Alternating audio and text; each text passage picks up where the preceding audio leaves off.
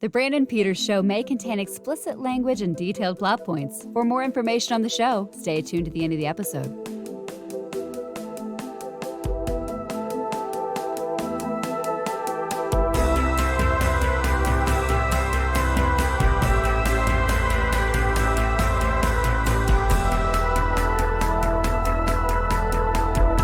And now, here he is, Brandon.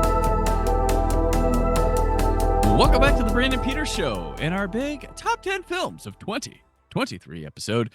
Joining me today to go over our top 10 films from the year that just passed, we have, again, from the Normies, Chris Johnson. Hello, how are you doing? How's it going, Brandon? I'm here on a very chilly Wednesday night in my basement with the space heater going, ready to talk about movies. When you asked me to join and be a part of this, I panicked and I checked my list to see how many movies have I seen that came out this year. And it's like 17. Actually, it was 16 when we talked, and I added one. Oh, there we go. There we go. Also, the one I added will be definitively my best film that I've seen this year. So I'll save that for later. Oh, wow. All right. Okay. What if we have the same one? That would be amazing. That would be. That would be. I asked you to come on because in my year of 2023, we met in 2023. One of my favorite people I met. And we did. Yeah, you've now been on 2 live editions and now 2 regular editions of the show. So heck yeah, that was it was in the summer, and because we're in the winter still, it seems like it was so far away. It does, yeah. Man, summer's in Indiana. It was still like half a year back, I'd say, close to 6 months, 7 months. Yeah. Well, proper introduction. My name's Chris Johnson. I'm on a YouTube channel called The Normies, where we do reactions. We react to movies, react to TV shows, music videos, but also we do a little bit of skits. A lot of us went to film school and we think we're funny. Verdict's still out on that. You're going to have to come and check it out for yourself. But yeah, that's it. We're a fun group. We do a lot, and we're the, I think, second largest YouTube channel in Indiana, only beat out by everything that John Green does. But it's John Green. Okay. Fair enough. John. Fair enough. So you're bigger than like Jeff Teague's podcast that records you. All right. Well, I think you might be. You might be. Possible. We got like 750,000 subscribers. We're on the road to 1 million. So maybe there are. I keep saying that, and then someone will bring up like, I'm like, I never even heard, because you know how big YouTube is. I'm like, I never heard of that channel before, and then it turns out that Townsend, they do like this like 1800s living, and they're like huge. I was like, I'd never even. It's crazy. There are things that are just huge, and we're all in our own little area. And I only knew of you because we did conventions for years together. Like I knew of the norm. I never talked to any of you until like this year. So yeah. So the last year, we're in a new year now. We're in 2024. But yeah, but like I knew you guys were a big deal on YouTube, but I was like, yeah. And then there's all sorts of stuff where it's like, you don't know that. No, I don't know that. And they're like, oh, that dude's down the street from you. You're like, bro, I had no idea. What do you mean? Like, they're like, yeah, like you guys probably go to the same gym. Well, it's like, I talked to people on top, said in the Normies, I'm like, well, get this. They have 750,000 people subscribe to their channel, and they record down here. Like, it's like, oh, really? I'm like, yeah. So I'm surprised to hear it at times too. Yeah. It's a lot. But you also, one thing that I loved about it, didn't you? I swear you're telling me you started a podcast because one of your friends needed to watch better things or better movies. Or so we had the Talking Normies podcast is our podcast that we started like forever ago when we started the channel. It was the first initiative that I brought on when I came on, and the whole point was to like dive deeper into the episodes of TV that we're watching. So our first season is like, all right, we're gonna really talk about this episode of BoJack Horseman. And I was having people take a lot of notes and getting really in depth, and that was good, but it wasn't able to like kind of stay going. So then we took a break. We were still recording, but our break was like, oh, we're just going to shoot the shit. And then finally, one of my friends on the channel, he watched American Psycho, and he was like, I don't get it. Like, what the hell is happening in this movie? Movie's stupid. Like, did he shoot that guy? What did he kill the dog? Like, what is any? Is this crazy? Like, what is this movie about? And we're like, it's about greed and excess and being a sociopath. And he's like, I didn't get any of that. I thought it was about killing people. We're like, nah, I mean, you just gotta rewind. I was like, you know what? We'll start a movie club and we'll watch all these movies with layers, and we'll see what you get out of it. And here's the thing: occasionally he'll come through and he's like, oh, I didn't get that, or I didn't get this, or he'll come through with a really hot take. One, I asked him to watch Princess Bride, and he watched Princess Diaries. And he was like, it's about taking down the monarchy. And I was like, bro, did you see the movie? And he was like, yeah, Princess Diary. And I was like, no, dog, the Princess Bride. And he was like, oh shit, I messed up. And then he just watched Gremlins recently, and he was like, Gremlins is anti-immigrant. And I was like, what the hell are you talking about? He's just trying for a take now. He's just like, but for this one, he had it though. He was like, listen, the guy in the beginning's talking about how come he doesn't like foreign built machines because they got gremlins in them, and then the gremlins come to town and all they do is reproduce. Like, that's what people think about immigrants. Oh, my God. Hold on, sir. Are you cooking right now? What? That's good. All right. So wow, he had an actual take on Gremlins based off of the text that I like Gremlins is a silly kind of Christmas movie. Like, gosh, yeah. I have a take on, I just mentioned it the other episode, where the Aronofsky film Mother, which is like a Christ allegory thing, but I totally saw it as the life cycle of a pop star throughout that. I don't know if you've seen that movie, but Jennifer Lawrence, right? I keep teasing people about like, so I'm just gonna keep teasing my quick thought of that. But yeah, so no, I like that. I love that you guys you're not just like, you don't just stop at the reactions. I know people come for you guys, the reactions, but you guys have this desire to like, oh, I want to be deeper than that. I want to, you go the extent, and then your sketches, things like that. Yeah. Like happens in the moment, like Game of Thrones season 8. If you watch my reaction during it, it's nothing like my thoughts afterwards. You know what I mean? Like every day we'll watch an episode, and the next time I come back, I have something to say about the previous episode. I got to sleep and think on. And it's like the spectacle in the moment is kind of wild, but then I'm like, that's weird, that's silly. And I remember even like the big Daenerys turn, I was like, I don't know that I'm feeling this, but it's kind of hype. Woo! And then the next day I was like, nah, that wasn't it for me. You know what I mean? Yeah, so you gotta let it cook. And like one of these movies in my top 10 here climbed up because it cooked. And I also like my friend John Roca. He's got a Outlaw. He hasn't been on here since the show started, but Outlaw Nation, check him out. But he's got a podcast he's had for a long time called the Cinephiles, and they have a rule on the show because they're talking about like what are the masterpieces or what are the good, the great films of our time stuff. It's got to be 10 years old at least to qualify for their discussion. You got to, because there's so many films, and this happens every year when we make these lists and stuff. There's so many here in the moment. I love it in the moment. We talk about it in the moment. It's so great. And then I swear I don't think about it after the Oscars and shit for a long time. And they're great films still. They just didn't stick in a way that I did. And there's some that I feel like I rate way too low all the time. And like, yeah, that'll happen with these lists. These lists should be always taken as this is what that person thought right then. Yeah. Right there. And there's still ones I haven't seen. Yeah, there's ones I haven't seen, and I'll mention those that could have maybe had a chance on here, but I didn't get to it in time because it was A, not available, or B, I had to call time. I had to call time. But yeah, so we'll move on. Like this year, I know you said you only saw 17 films, but what was your overall thought on like 20 in film with the ones you saw and what you saw in the culture of what you saw with that? So kind of coming out of still the pandemic-ish and getting into movies, I haven't been going to theaters. Me and my wife, when we lived closer to downtown, we had developed a theater routine where we were going to movies kind of often. We lived by like the living room downtown, and it just built it. And we were in a cycle for a bit, and it was working, and we were watching movies, and then the pandemic happens, and it's kind of been hard to get going back up again.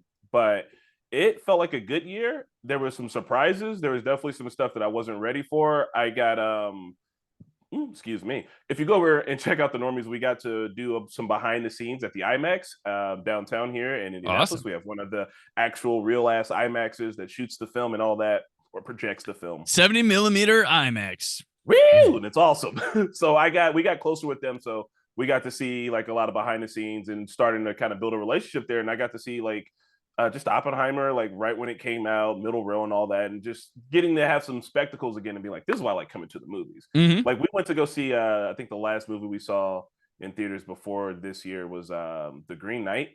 Oh, yeah. I was like, oh, A24's got a movie out. It's got Death Patel in it. I'm going to go see it. I was like, what the fuck was that? I have no idea what's happening in this movie. I need to go home and Google it. It's like, it's based off of a King Arthur play. I was like, it was great.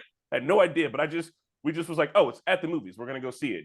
That was a good at the movies. That's a huge looking movie too. That's yeah, right. Yeah.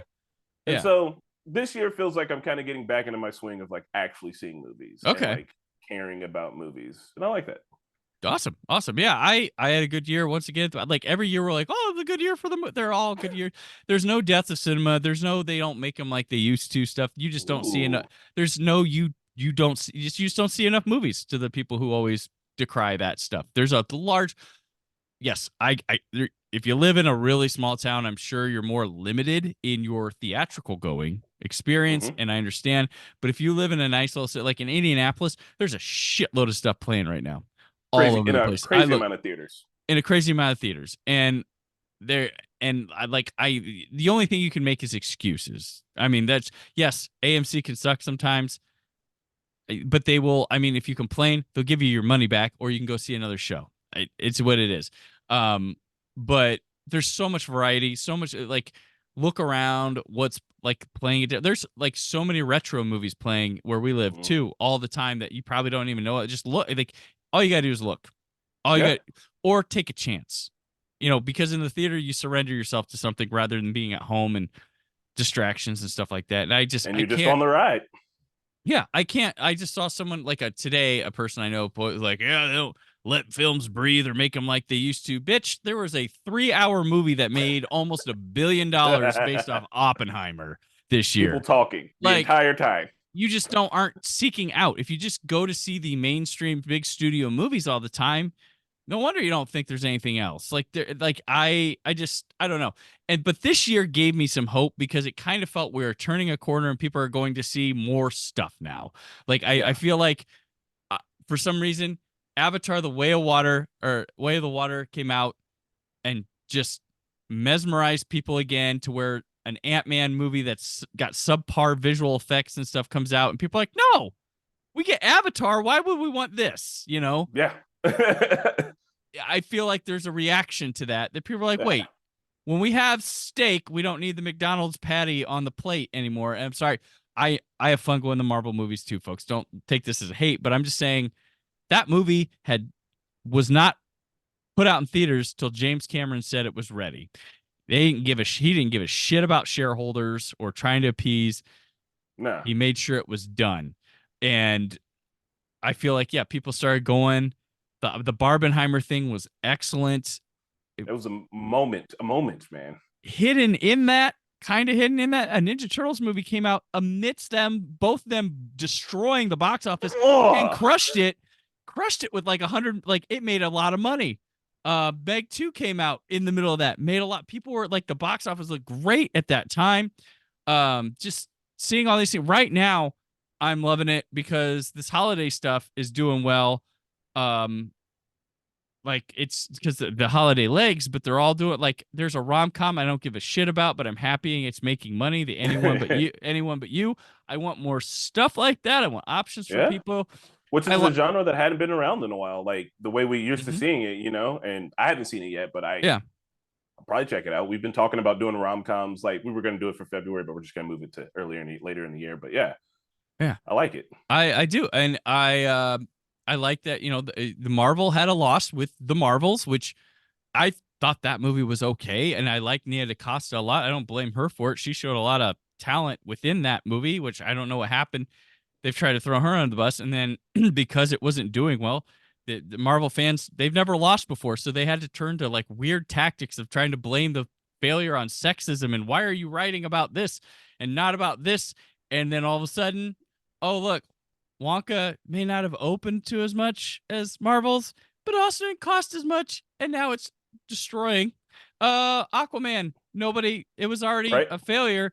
Oh wait, look, it's made a lot more money than the Marvels already. It is going. And I kind of want to go see that one. And it's fine. It's Marvels. It's fine. I think people have been talking not this year. Actually, a lot this year. I watch a few because I watch other YouTubers. I don't want to get his name wrong. Patrick H. Willems videos. He's the best. He is the best. I highly recommend him.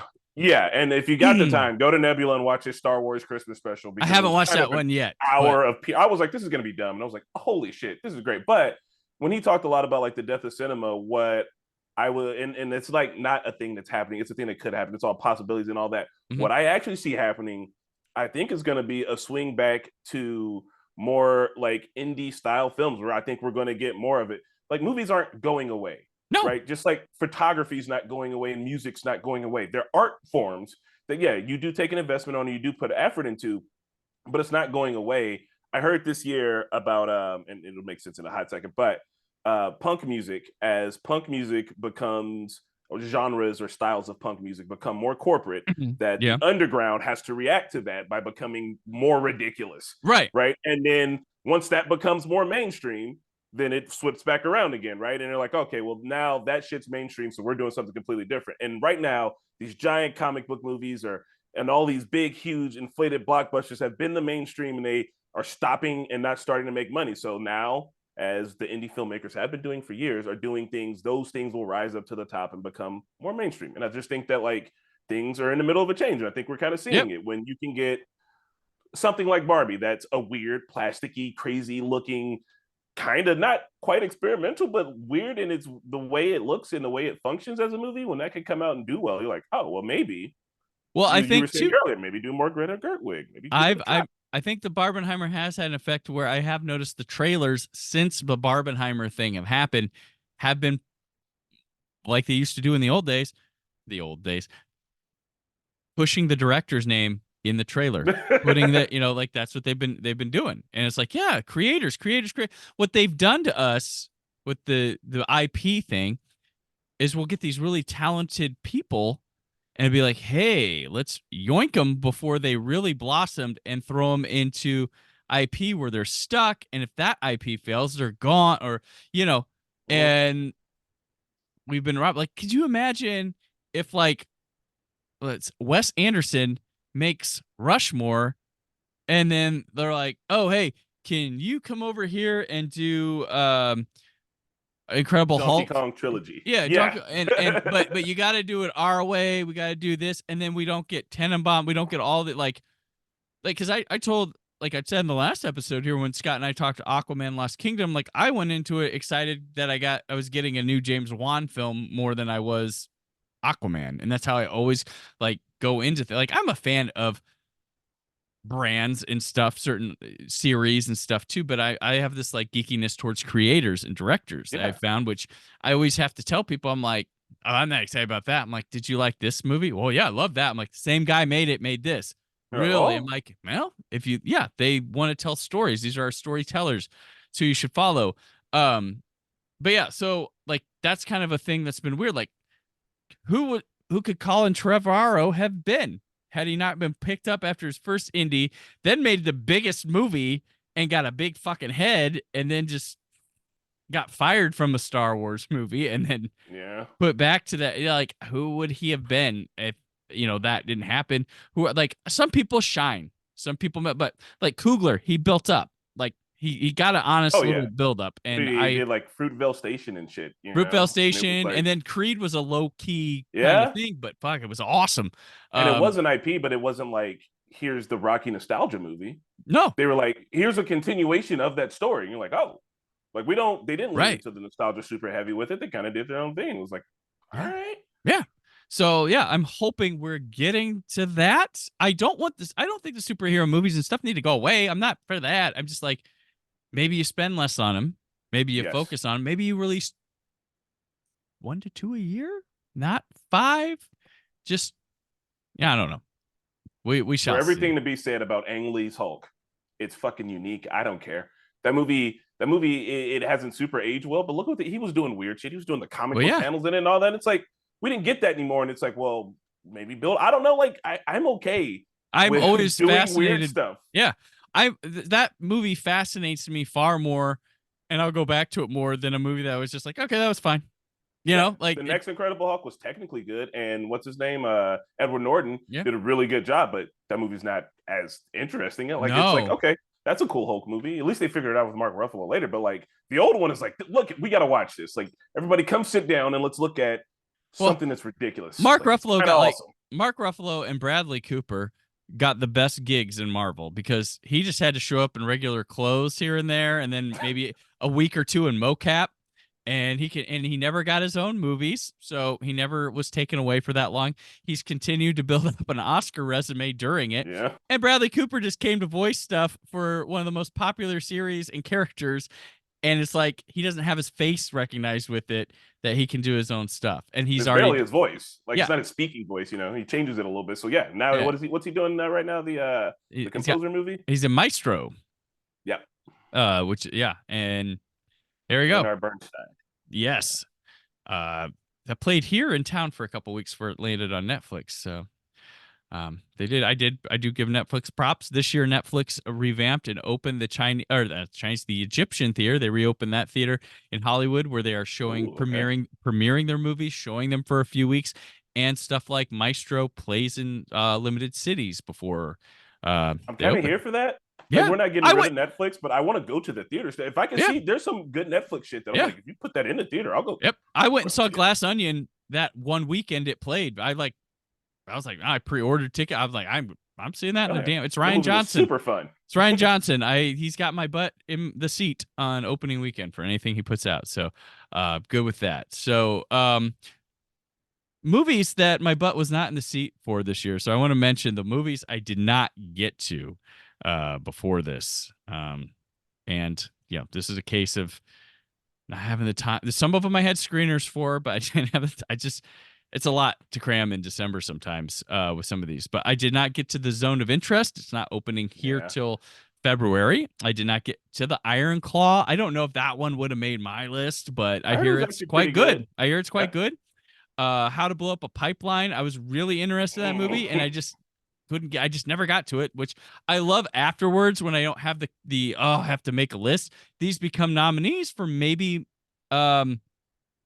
next year's Best New to Me, like The Worst Person in the World, which holy fuck, that might have been maybe have competed as one of my favorite movies of the year. Oh, Worst Person in the World. I hadn't even heard of that one. Oh my god, it's a Swedish guy. I think he's Sweden.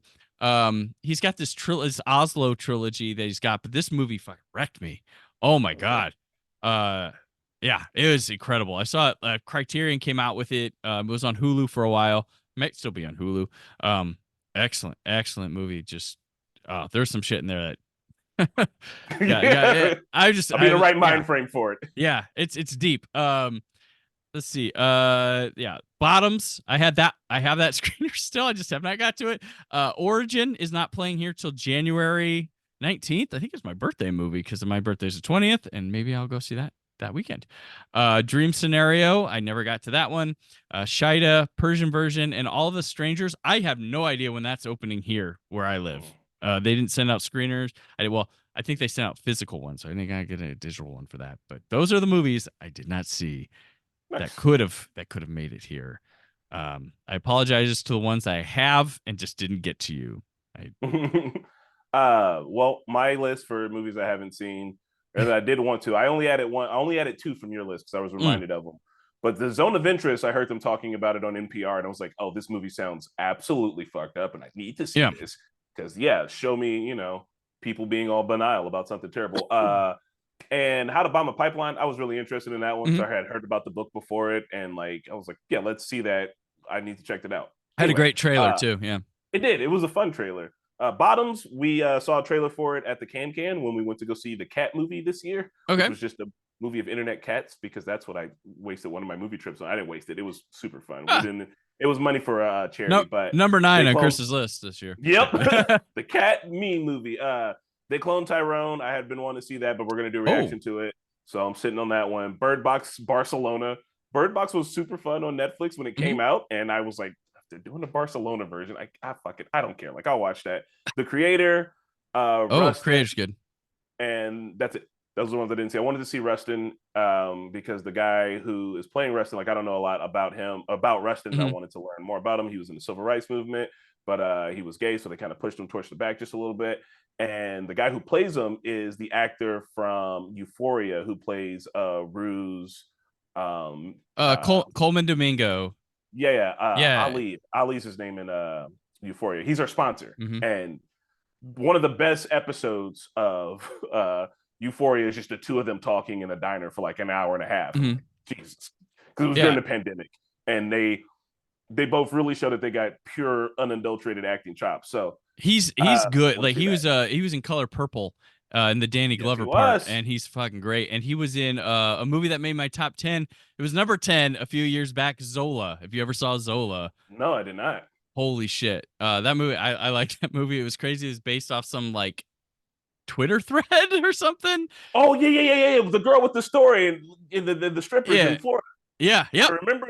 And cousin Greg from Succession's in it. That movie's nuts, and I was there for it. I was like, nice. Yeah, I wouldn't have even like rushed to see it then, but like Jimmy O from JoeBolo.com was telling me, he's like, dude, I got a text one night from him. All it said was fucking Zola. I was like, oh, that bad? He's like, no, go fucking see Zola. I was like, all right. I was like, all right, dude.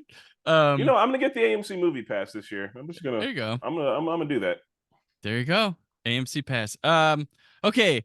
So I don't like to make worst of lists, but there was a movie that just for me this year that I saw that I'm gonna have to call. This is okay. I'm not gonna call it exactly the worst movie because this is probably the most high profile movie that I just did not enjoy at all, and I was just like, this is garbage.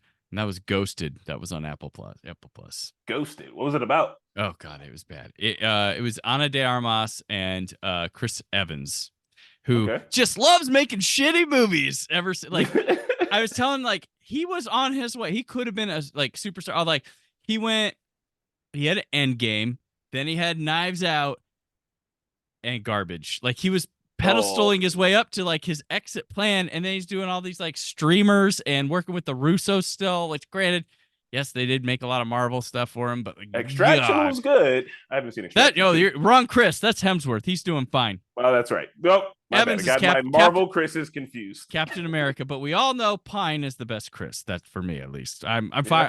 I think Hemsworth's funny. He's one. I like him. Extraction 2 was okay. Wasn't bad. Yeah. The first one was surprisingly good. Yeah. So yeah, Ghosted. It's this this lowly guy is down and out dating this girl, and she ghosts him, and it turns out she's a super spy. All the action sucks.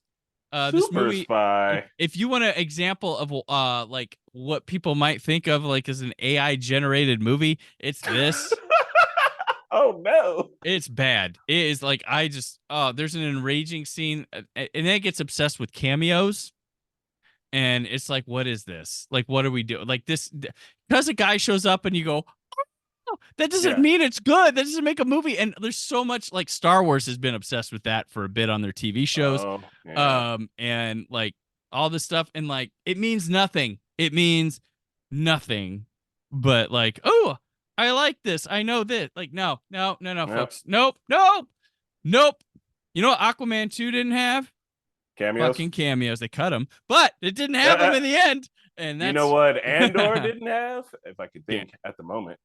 I had characters, but they, like Mon Mothma was a main character. Oh yeah, that's right.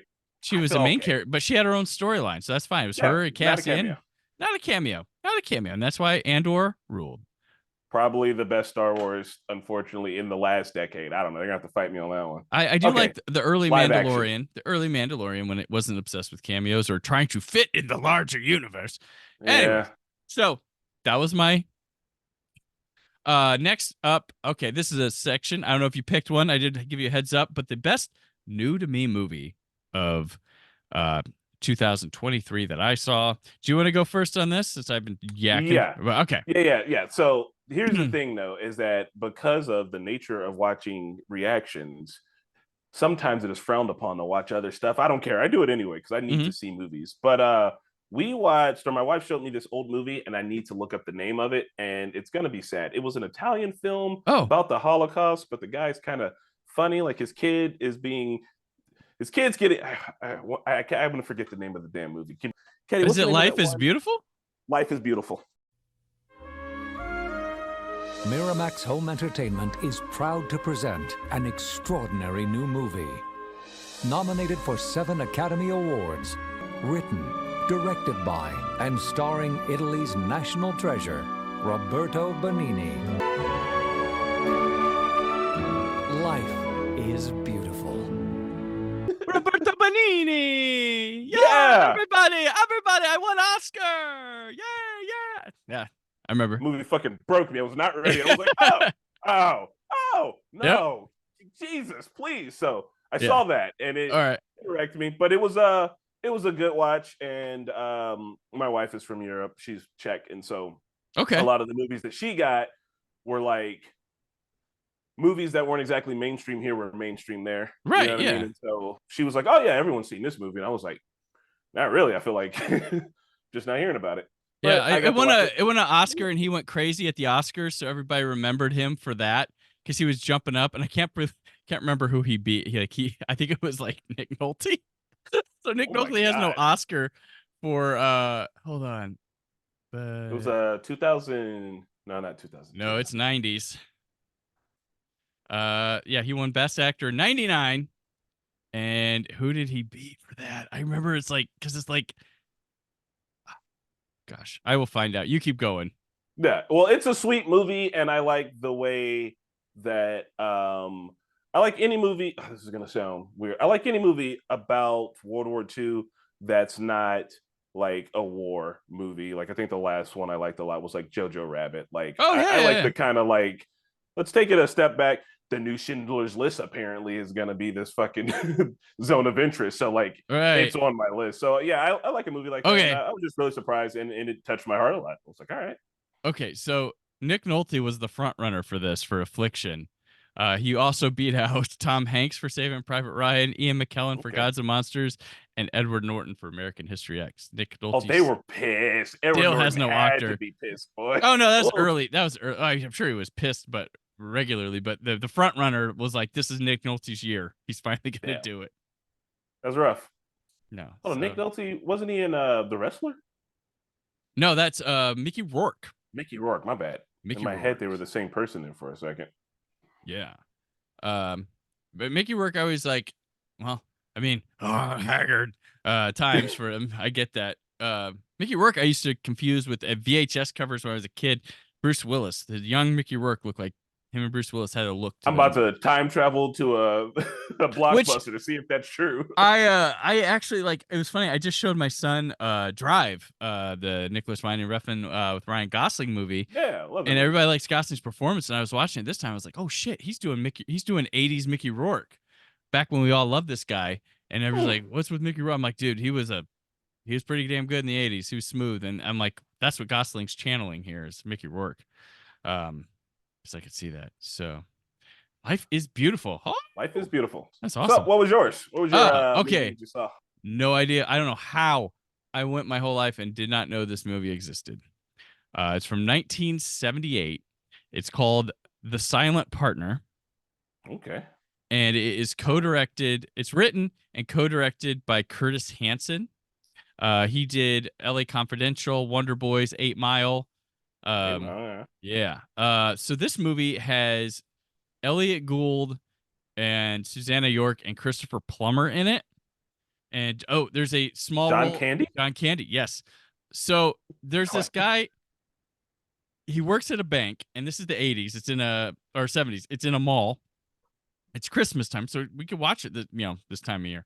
John Candy's in it. It's got to be a Christmas movie, right? Or a travel movie. True. This is his SCTV days, or it was getting ready to start. So he's cleaning at the end, and when people used to do a deposit slip, it was one of those carbon copy things. Yeah. No, I remember that. And he's got one, and he's looking, the top's gone, and he notices an indent written in there, and it says, like, I have a gun, give me your money.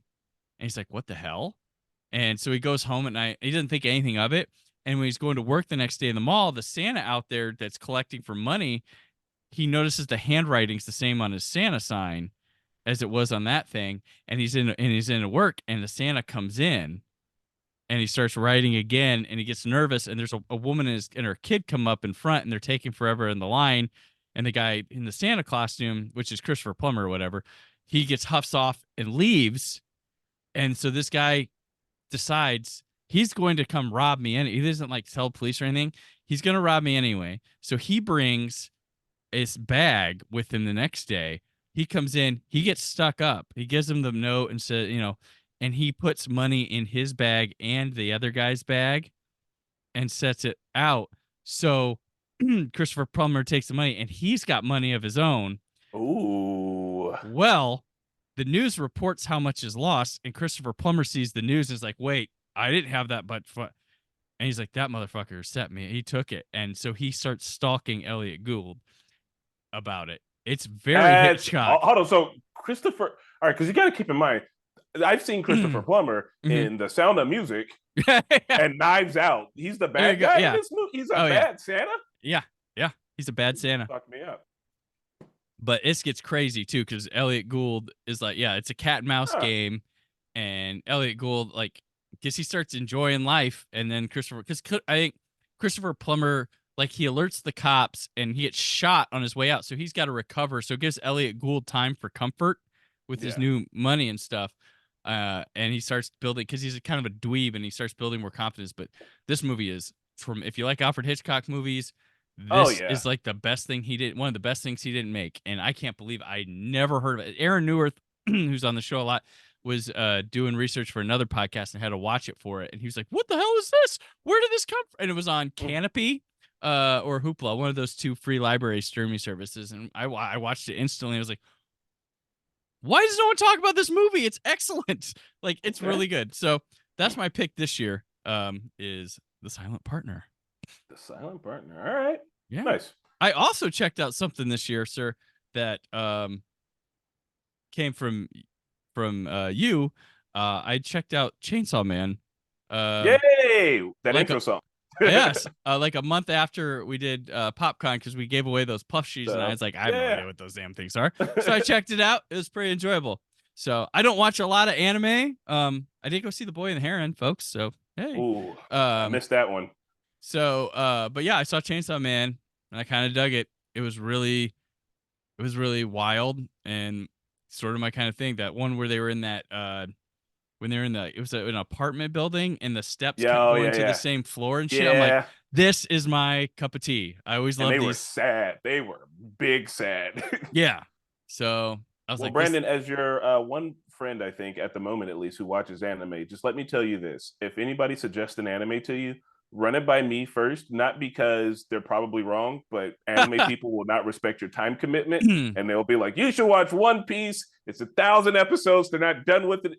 And I keep being told it's one of the best things ever. I haven't gotten around to watching it. I will. I literally am contractually obligated to. But don't just let anybody stick you with anything, man. Because Naruto is great, but it's also 400 episodes. Gotcha. Yeah, I have watched Doctor Who, the entire series, multiple times, and that's not quite 1,000 yet, but I have been there. But I'm really, really fucking into Doctor Who. So, and I just kind of randomly will go back to episodes and stuff. So we are, so the commitment, I don't know. Yeah, that is a commitment that, but you find yourself doing it.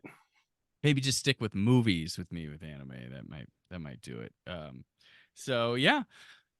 Okay. So I'm going to start here before we get to 10. I want to go over my honorable mention section, which is 20 to 11, because I have some in here, and I won't spend the whole time talking because they didn't make it. Didn't make it, but there were some that crushed me that I was like, yes, I can't wait to talk about this one and this one. I'm like, oh no. And there was a hard choice with like the 13 through 12 and 11. I wanted them in there, but so number 20, I have Priscilla.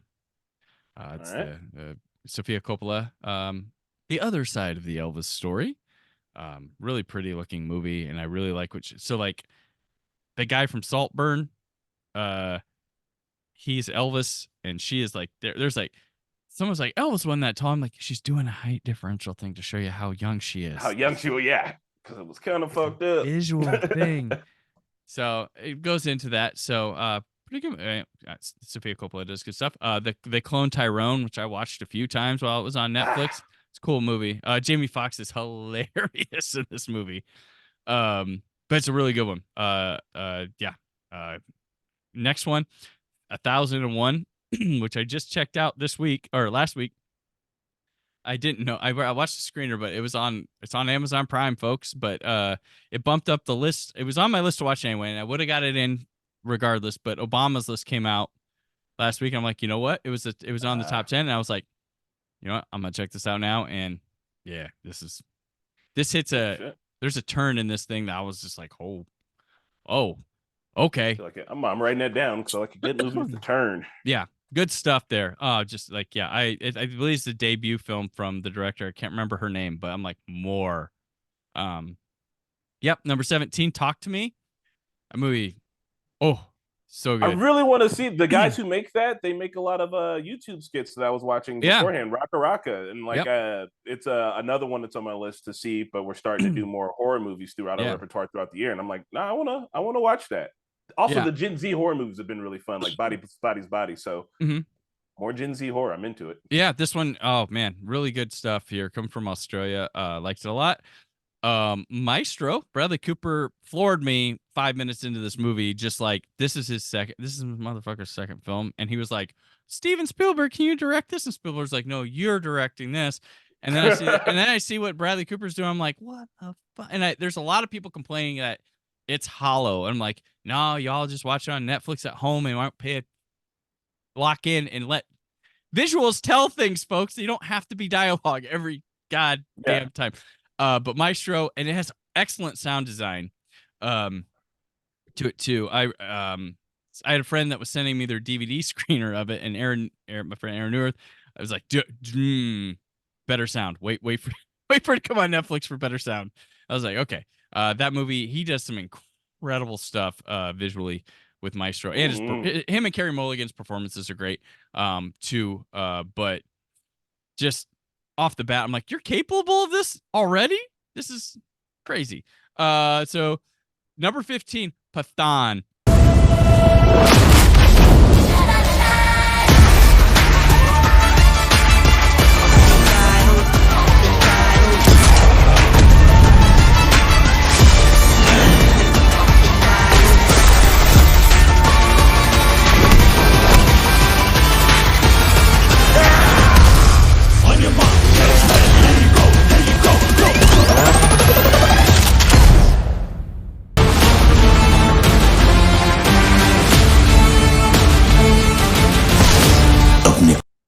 This is awesome. Have you heard of Pathan? You know about? No, Pathan. This is my first time hearing the word. This is another Hindi is a Hindi action movie. It stars their biggest celebrity of all time, Shah Rukh Khan. If you think Tom Cruise, I do know Shah Rukh Khan. Yeah. If you think so this is him and the girl. Can't remember her name. She announced the Not to at the Oscars last year. I think her name's like Deepka or something. So this is James Bond, Mission Impossible, Fast and Furious. It had a moment that had me laughing my ass off. Pathan. This is everything. We did RRR 2 times. Oh yeah, so I'm here for Pathan. Oh, Pathan. Yeah, everybody liked RRR. This was his big action, and it's like it's over the top. It's crazy. It's everything those like Red Notice movies wishes they were. Okay. This has better star power, better action. I mean, it's fun. It's crazy. There's only one musical number in it before the credits, though. That's kind of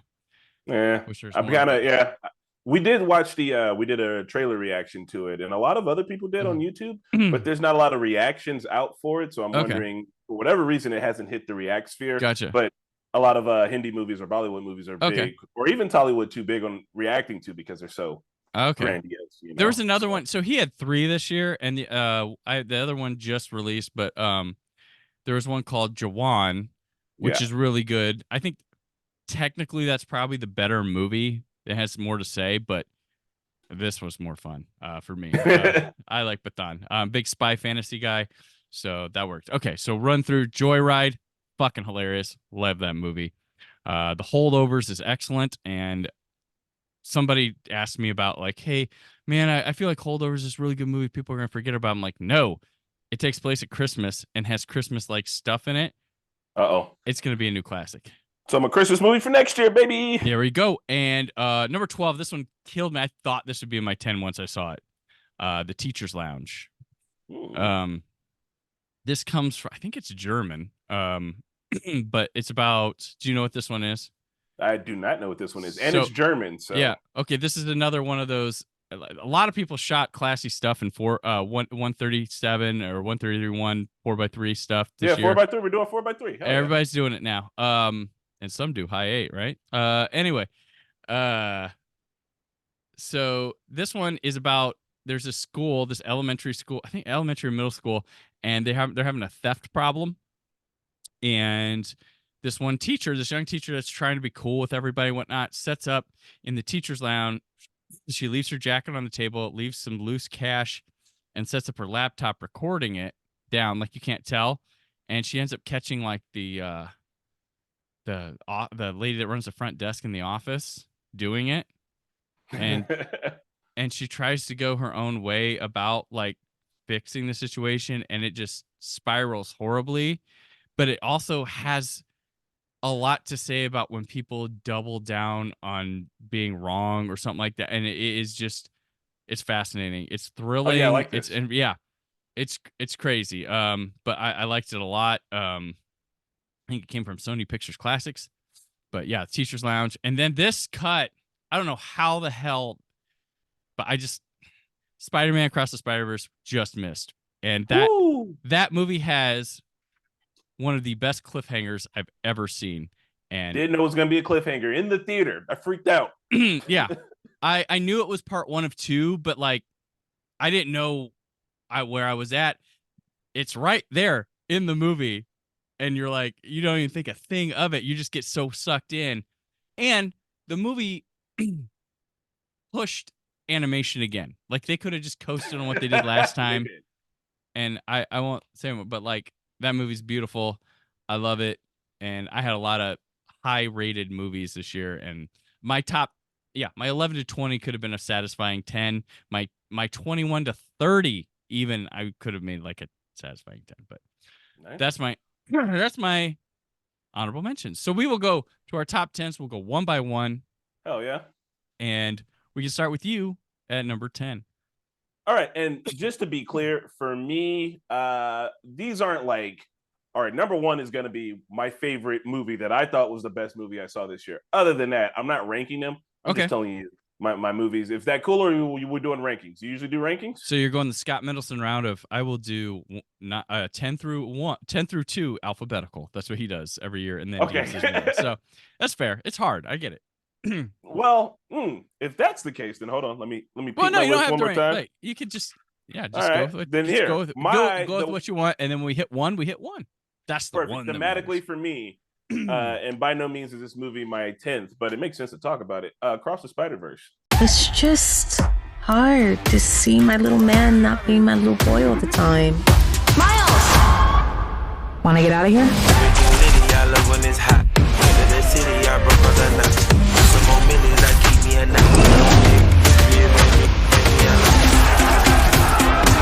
We are supposed to be the good guys. We are.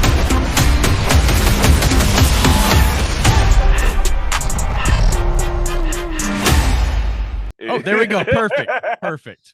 Changed animation again. I wasn't ready for the cliffhanger, and I'm usually not a fan of that, but I thought it was good. But there's a lot of subtext in the culture about the movie that we really got into. I do like just Miles's turn as being Spider-Man. It was all these issues, all these problems, people telling him that he doesn't fit into spaces, and that resonates. And then with him kind of going up against Miguel, and like even Miguel, I think not quite realizing how he sounds when he's like, "You don't belong here," and it's like, damn man, come on, and it's all subtext because people didn't want Miles to be Spider-Man. It was this whole thing. There was Donald Glover for Spider-Man. All this shit exists all behind here, and they're able to put that into a movie, and you don't need to know any of that going in, and it's still really, really good. And they hit those emotional things, like even when Gwen's like, "Can Spider-Man come out?" instead of Miles, and he's like, "Oh, I guess I'm gonna break the rules to go hang out with her." And the betrayal and the visuals, I'll never say enough about the visuals.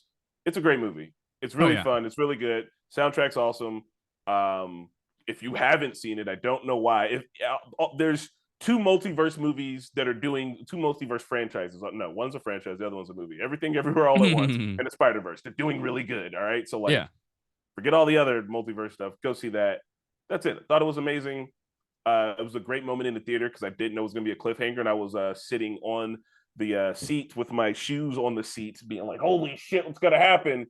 And then I was like, "Oh, damn, cliffhanger." Yeah. My one one note to anybody making the movie is that when they show the Prowler version of Miles, they show his shoes, and he is wearing. So Miles is usually wears these Air Force or not Air Force, these Jordan 1s, and they're red and white. And then when they showed the evil version, the dark version, they showed him having the same shoes. So it's a Jordan 1, but it's all black. And there's this meme that has been around for a long time that like the most evil sneaker possible is the all black Air Force 1. I think if they would have showed him with those on, like there's memes where like a guy's wearing all black Air Force 1s and he punches your mom. What do you do? And it's like, I walk away. Like, so I wish they could have took a moment to kind of memify that, because everything else in the movie is so like up to date and hip and all that shit. But they still did their own thing. And the Jordan 1 from Across the Spiderverse came out while his shoes glitching through different times. So they made that shoe, and it's great and it looks nice, and I want to own one. And the movie's awesome, and I'm gonna buy the damn shoes from the movie. That doesn't happen often, aside from Back to the Future. Yeah, I love both those Spider-Verse movies. The first one made my top 10 that year when it came out. And this one, it's so close. If this one would have came out, if this was the first one to come out, you know what I mean? It's just that they even did change things, but I get it. Well, I like that Ninja Turtles took the baton correctly from Spider-Verse. It was like, yeah, do your own thing with the animation. You don't have to like look like everybody else or look like these safe cartoons or anything like that. Get weird as shit. I love it. All right, cool. My number 10 is American Fiction. Ooh, I just saw the trailer. I want to see that so bad. Too few books were about my people. Where's our representation? Would you read an excerpt? Yo, Sharonda, girl, you be pregnant again? Critics are calling American Fiction a masterpiece. I'm sure white people on the Hamptons will delight in it. We will. It's going to be huge. And now, the Washington Post has named it the best picture of the year. All successful writers are tormented by their families. You look fat. Okay. American Fiction, rated R, in select theaters December 15th. It's hilarious. Jeffrey Wright's killing it. Sterling K. Brown.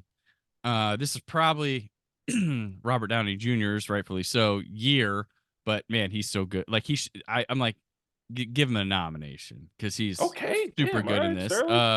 Also, Jeffrey Wright's good in it, and this movie's fucking hilarious.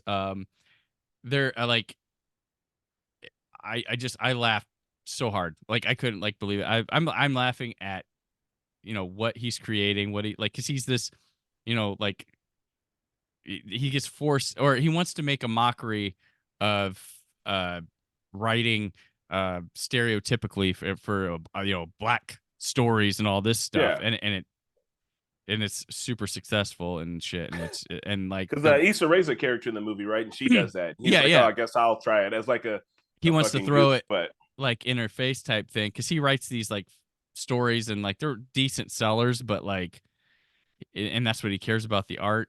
But he's also, it's funny because that is like something they just punch back to here and there. He's got a whole thing going on with his sister back home and things that's most of the movie that he's dealing with. And there's shit in here. There's a just between him pulling out the black stereotypes and the white stereotypes in here are on point and hilarious. I saw the trailer while watching Color Purple, and the audience was laughing at the trailer like hella hard. And I was like, that's usually the mark of like, if all the jokes are in the trailer, then you're like, no. But if they got more than that, then it's gonna be great. Like, I do want to watch that. Yeah, I did notice that the trailer did have the Juneteenth joke in there. Like, oh, we get your book out by Juneteenth. Like, oh, Jesus. So, but yeah, it's good stuff. So that American Fiction, hilarious and good drama, and I really love, the way it resolves itself is great too. So, so number 9, or what's gonna place number 9 here, but the next one you want to talk about. Number 9. Who's your favorite, Chris? It is Chris Pine. Dungeons and Dragons. Oh yes, that's a good movie. I like that one. Yo, I did not want to watch that movie. I was like, oh yeah, I guess I'll watch it. And it was so good that I watched it at work for a reaction, which this doesn't happen often, but the card dismembered itself. It like corrupted in a way that's impossible to fix. It's like one of those 1 in 1,000 chances or whatever. But the movie was so good that I came home and was like, with my wife, was like, we got to watch it, and like rewatched it. And she was like, this movie's fucking great. I was like, yeah, it's got absolutely no right to be this good. It's just a straight up romp.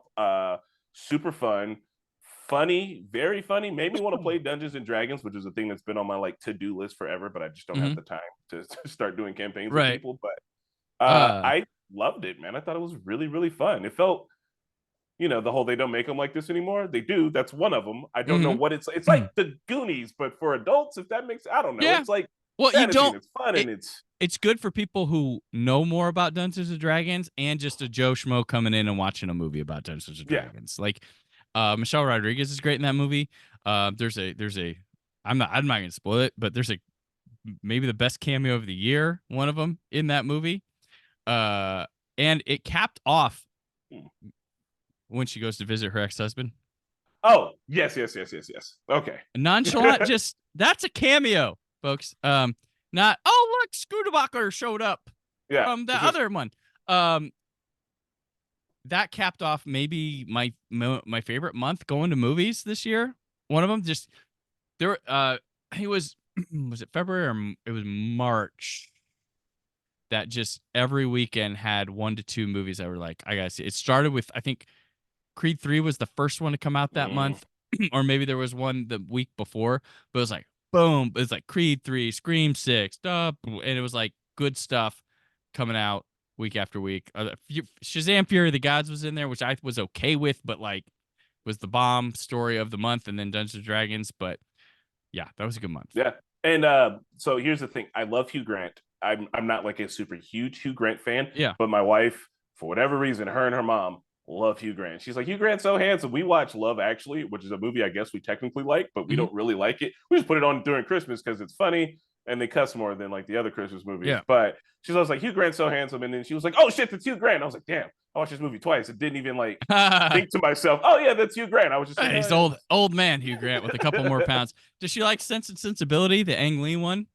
Ooh, I don't know that she's ever seen Sense and Sensibility. I like that one quite a bit. It's Hugh Grant banger. Yep. Emma Thomas, it's Sense and Sensibility, so it's Jane Austen type stuff.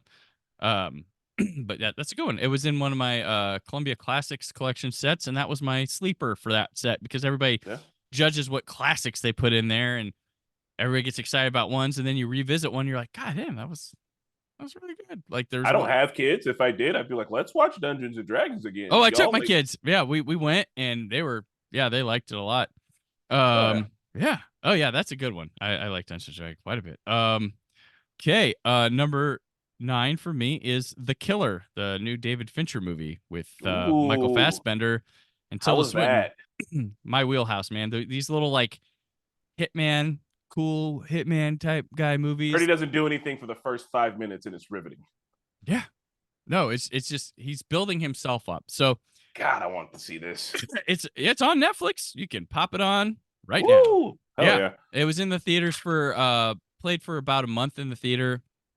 But this is one of those cool hitman movies like Le Samurai. Have you ever seen that one? Nah. High recommend Le Samurai. It's a Melville film. But these like cool ones, and we were talking like I can't remember the last. Wow, it's like talking about when the last time we had one of these. But this is he fucks up. Killing him softly, maybe.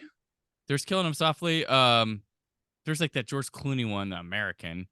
But there's like The Professional, all these like movies, but like Leon. But this one, like he talks himself up, he fucks up the hit, and then the people who hire him from the hit need to clean shit up, and it's about him going around. Tilda Swinton, her segment in the movie comes in, and she just blows you away. She's just like, holy shit. Like you see Tilda Swinton and stuff. Yeah. You're always like, you can never get used to like Tilda Swinton because she's always so damn good. But this movie's just this is my speed right here. That movie is just like sweet. Your slick hitman movie. David Fincher just crushing it. It's based off a comic book. I haven't read the comic book. Okay. But yeah, The Killer. I like it. So I watched it twice the weekend it popped on Netflix. So all right. I'm just now realizing that if every single one of your movies is a movie I haven't seen, I'm going to be watching movies. I'm going to try to get through the rest of the month. That's it. It's a sad month. It's gray outside. It's cold. I'll binge movies. So then we're on to number 8. Yeah. 8. Number 8. And let me check off my list because now I'm just jumping around. Number 8 for me is gonna be controversial to all the super nerds out there who is my fan base and my friends. I'm not putting it at 8, but I'm putting it at 8. Okay. Guardians 3. The Guardians of the Galaxy have no place in my world. Kiss your mom with that face? Oh no. Some corners of the universe consider him God. It's a face-off. Well, I guess we'll die trying. I decided die trying ain't our thing no more. Guardians of the Galaxy Volume 3, rated PG-13. Get tickets now. Okay, yeah. I thought Guardians 3 was super good. I wasn't prepared to be emotional, which I don't know if it feels like a trick. It feels like they're just like, hey, we're gonna put the cutest fucking animals on the screen. We're gonna give them great backstories, and then we're just gonna kill them all. It's like, no, no, please, God, no, stop. So that movie, bright, colorful. They're able to continue with the found family themes that they've been doing and all the other Guardians.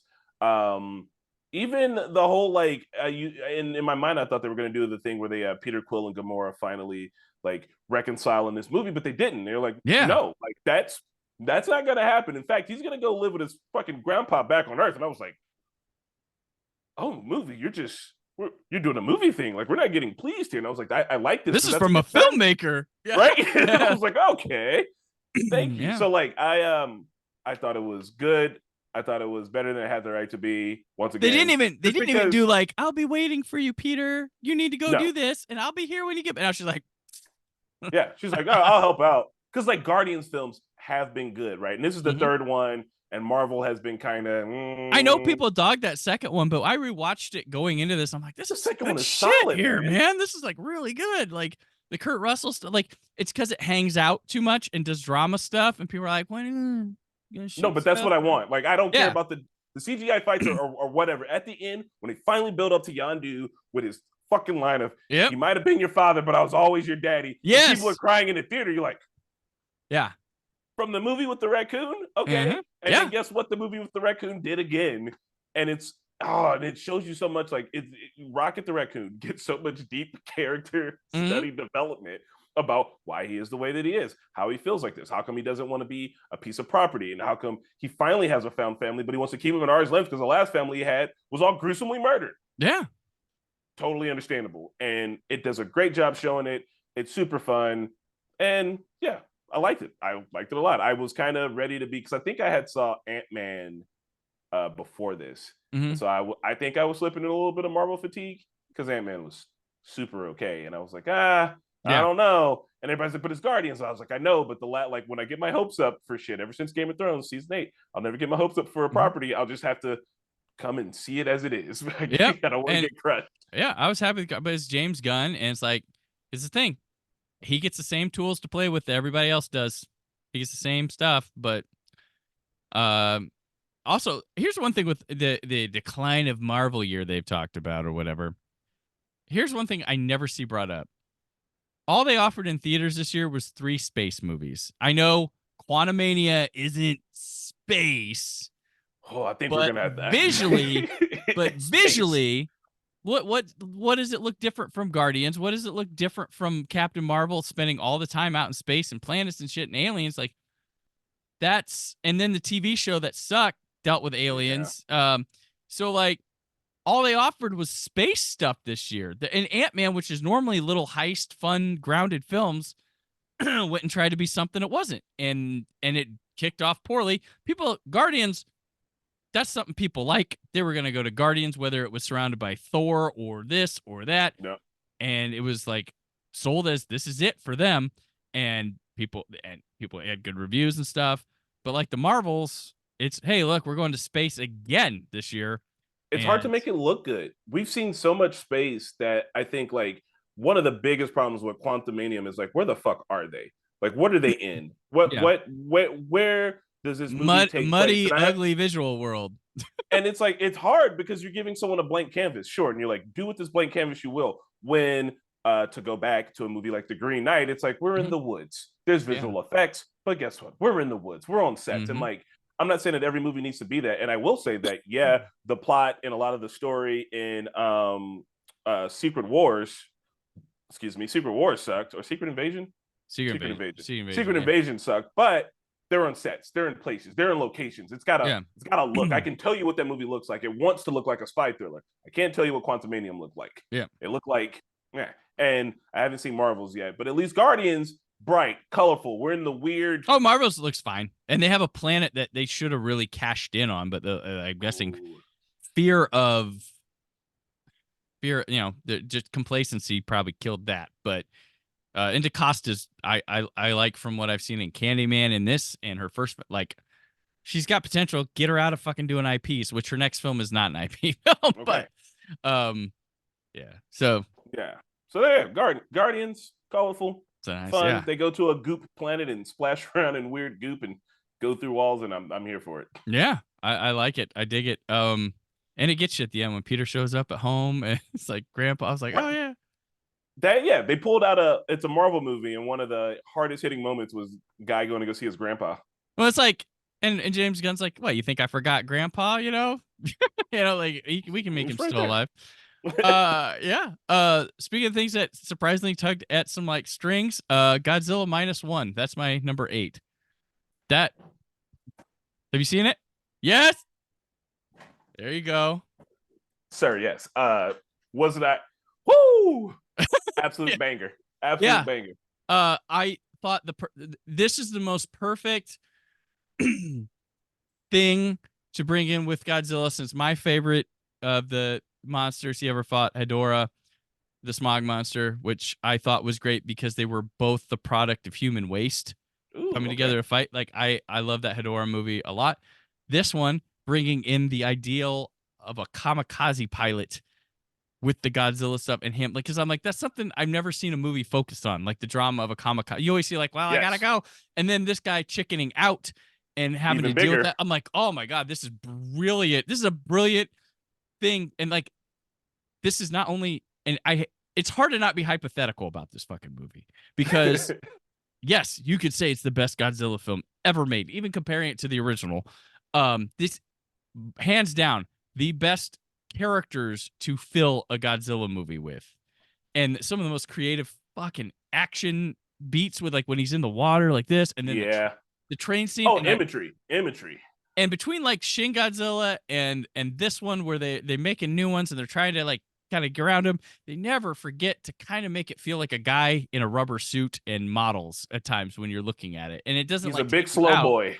But yeah, I was floored with Godzilla -1, and I was floored when I walked in to a packed screening of it opening weekend. I was like, it was a 2 p.m. show, and it was packed, and everybody leaving that film was buzzing. Like, you don't get that a lot, but everybody's like turning people in the seats, like, that was fucking awesome. That was great. Like, what did you? Like, this movie's that good. Like, so I don't get screeners ever, but I did get to see this for free at a certain location that I can't mention. But it was a screener that didn't work out for them, so they were like, "Hey, we're just gonna have friends and family come see."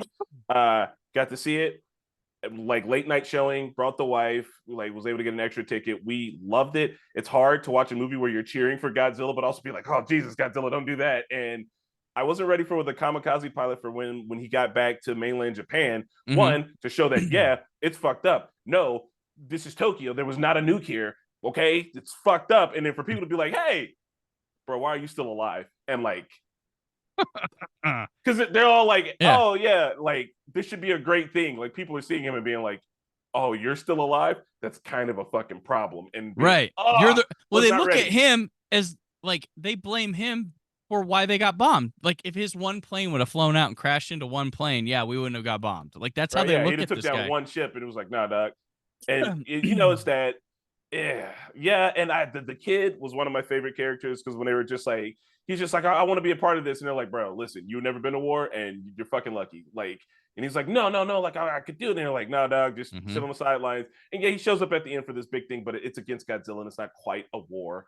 Yeah. Also, Godzilla will return. Like, it's that was it was so good. And then we get rewarded with a new Godzilla movie in a couple months again. So and we just rewatched King of the Monsters, because we're watching Monarch right now too, the Godzilla show. Oh yeah, good show on Apple, which is weird in a lot of ways and not as good as I wanted it to be, but still really good. Like we're still watching it. We're still talking about it. But yeah, super fun. And yeah, we're in the Godzilla verse. We each have shirts. Godzillaverse is in a good spot right now. And I don't feel overwhelmed by it because like just had a movie from Toho. Then we got this Monarch show that's been going on.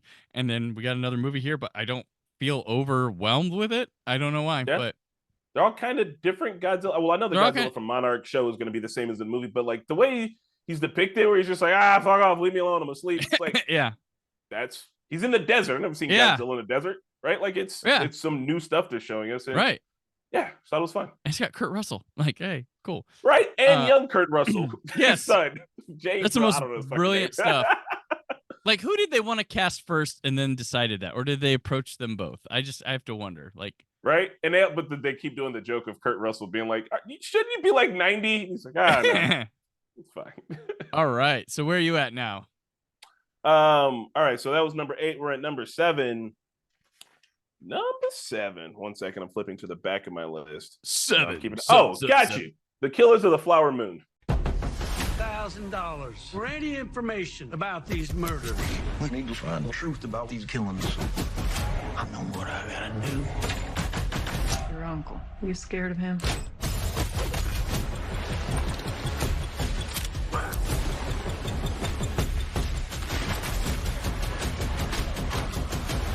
I'm gonna tell you who did it. Oh my God. Killers of the Flower Moon. Rated R. Only in theaters October 20th. Get tickets now.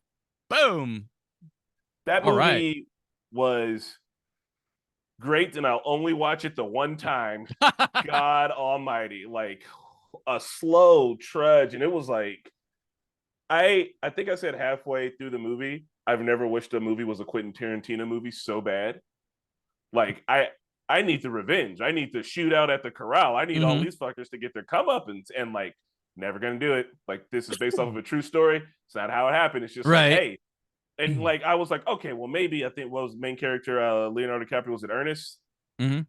I was like, well, maybe he's not that. Maybe he's doing something. Maybe he's working a different. I keep like trying to hold out for maybe. No, he's an idiot the whole time. No, he's just like, gee, come on, man, you got to do one thing right. And it's like, okay, well, maybe someone in the town. No, when they're giving her the medicine, it's like he's gonna stop it at some point, right? Right. He's gonna intervene, or they're gonna start fake.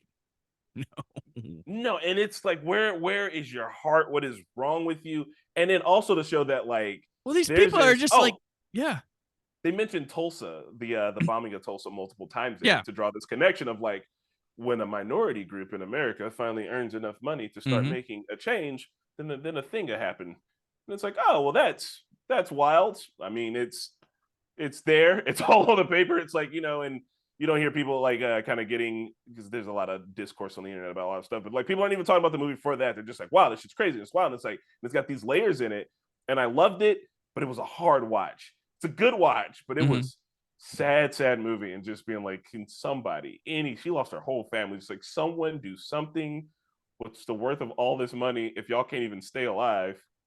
Yeah. Good movie.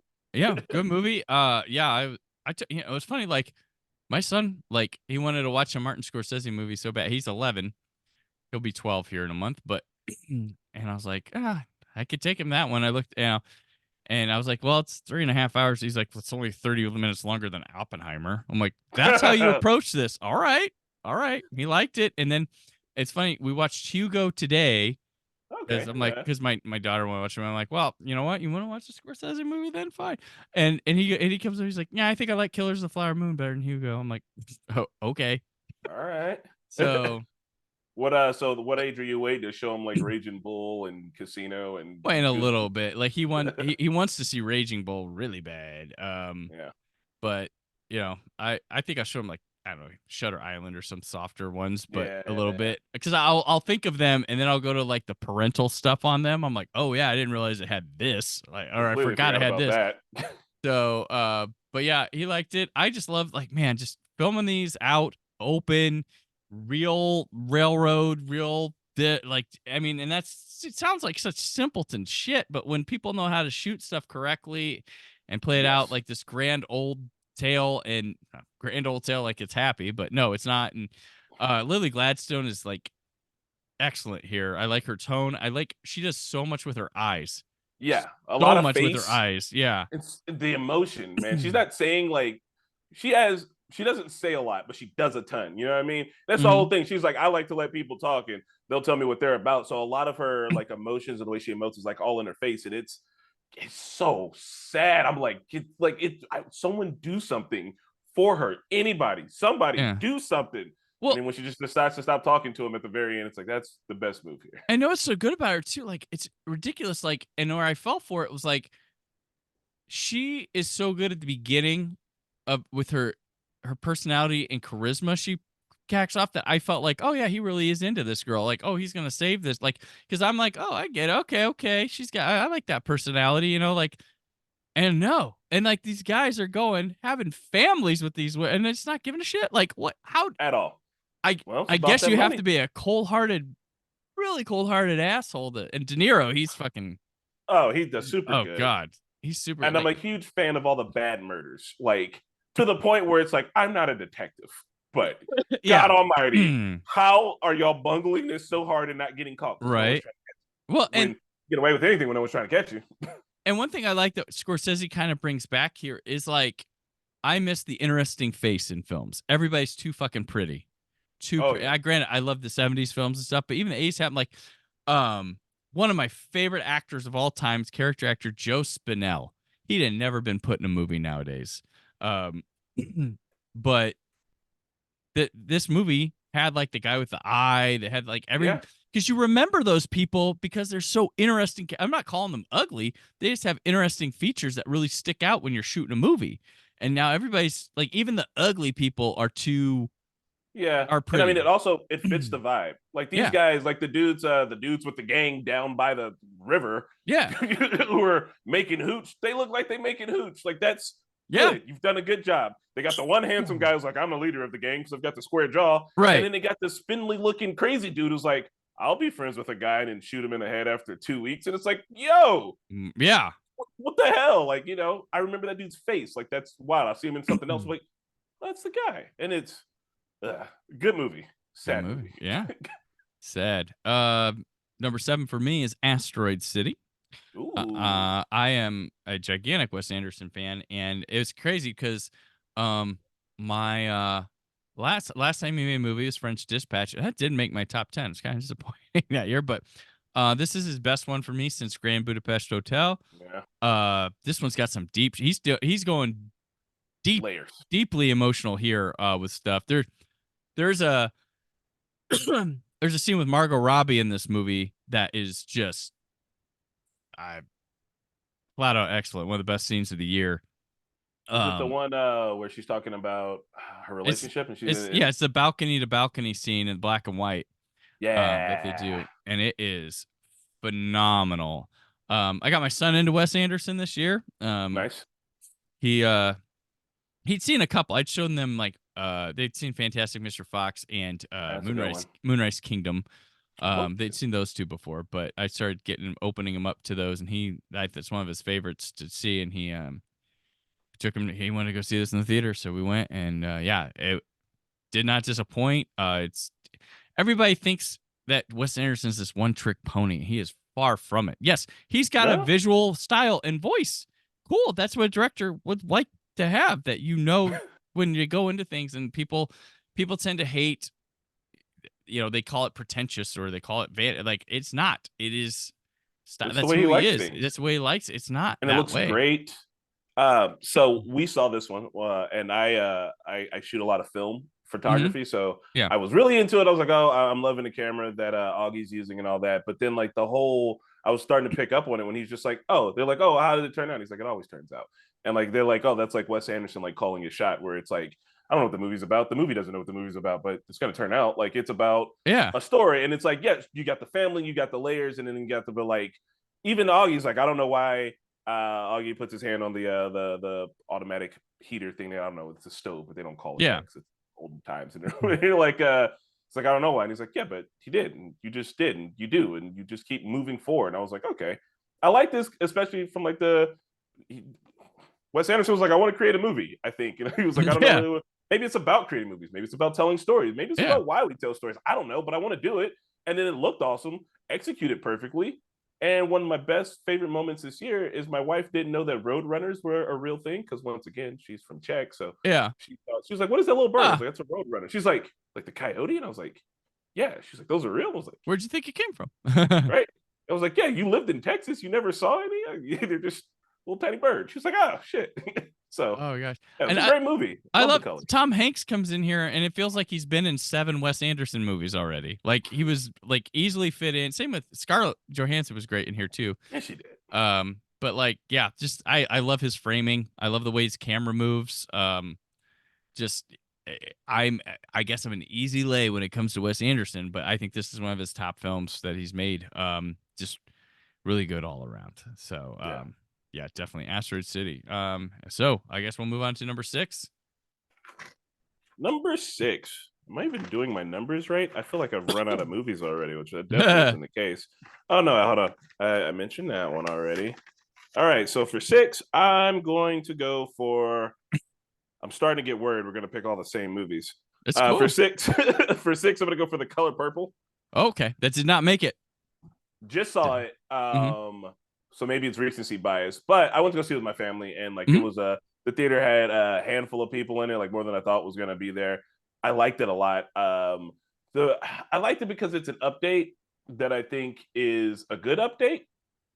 The music is some good levity for what The Color Purple is about. So yeah. Like, woo! Music, yay! That's good.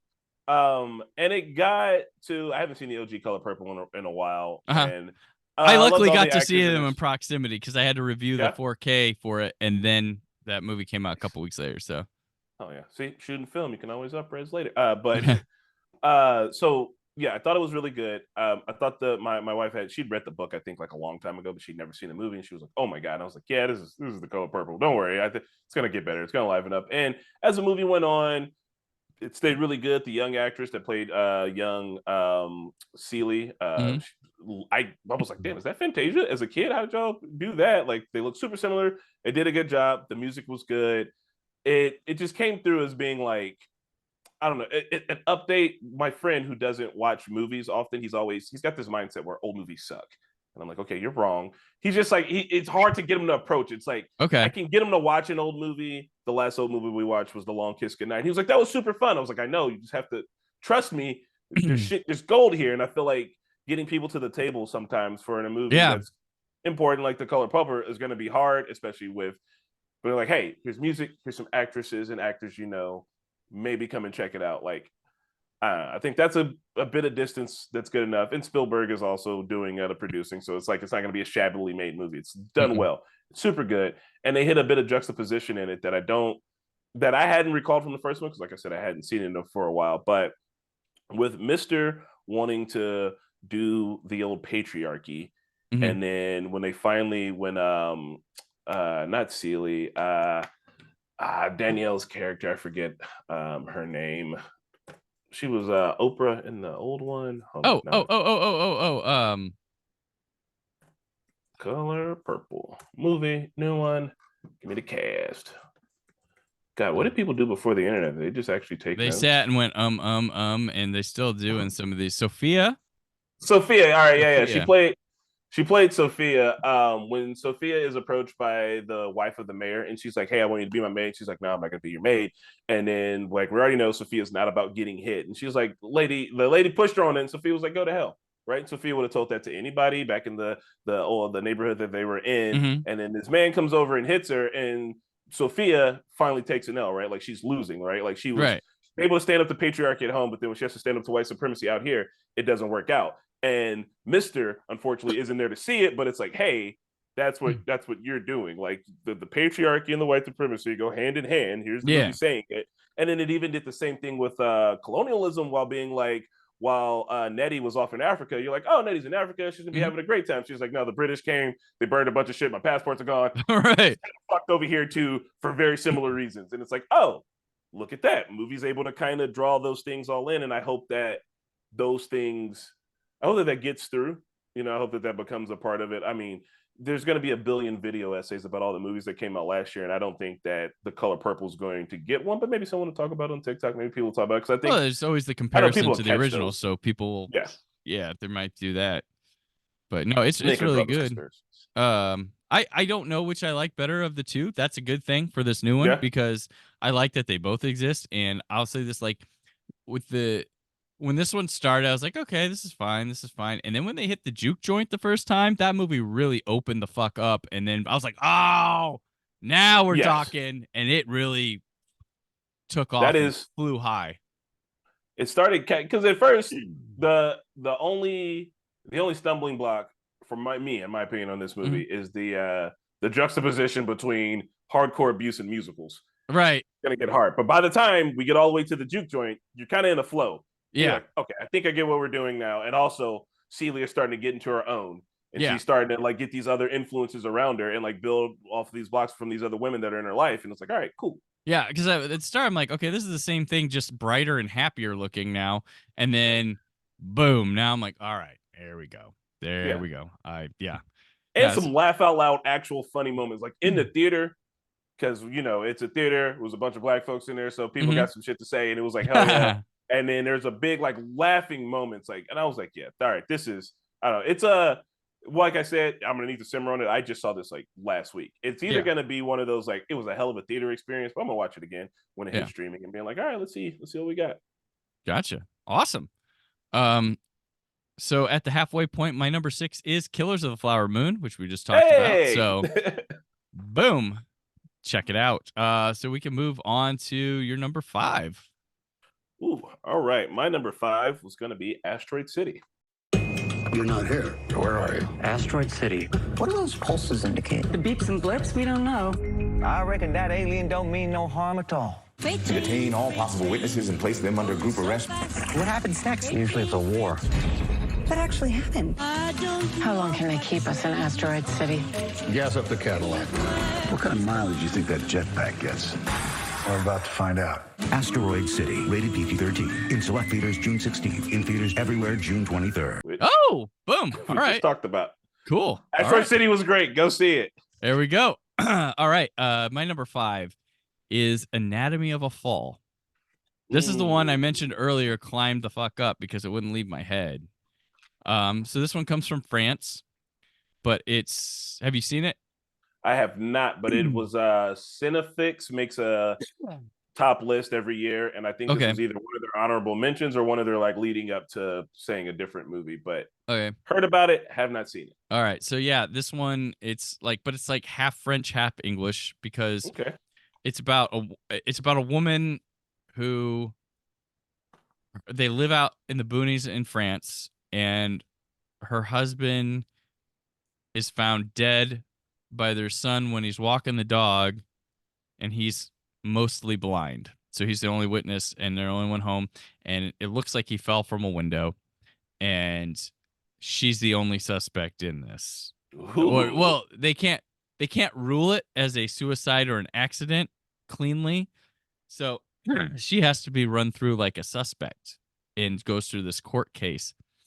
And it's tremendous watching how the system operates. It takes its time, and it's wonderfully performed. It doesn't spoon feed you. It lets you just be kind of present. And the thing that stuck with me the most, and I couldn't stop thinking about it, and I tell everybody about it, and people have seen the movie and are like, oh yeah, I didn't fucking realize that. My angle on this is she speaks English most of the movie. She's German. So she's German, he's French. They agreed to live in France. She doesn't speak French very well. But she speaks English, and people can understand the English more than the German. So she speaks English. And a lot of her scenes are in English. Sandra Huller. And you go through these court scenes and everything, and the defense and the prosecution stuff's all speaking French at her and stuff like that, and going. And she speaks French too, best she can, but sometimes like I have to speak English now, and they get a translator and all this stuff. And he's working the case role. It's courtroom drama, right? And I wondered, I'm like, do I side with her or think she's mostly innocent in this because she's speaking English and I understand English clear and I'm not reading subtitles during it?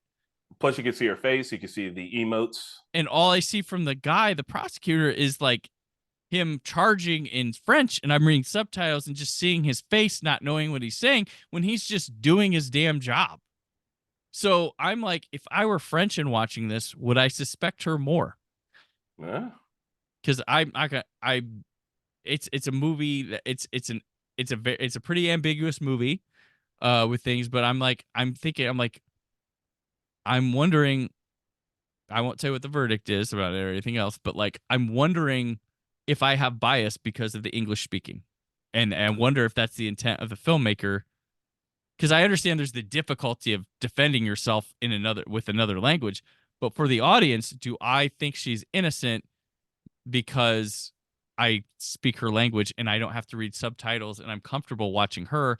The other, I hate subtitles person. I watch a lot of fucking international films, but like I just wonder if I'm subconsciously doing that. And that's my question with that film.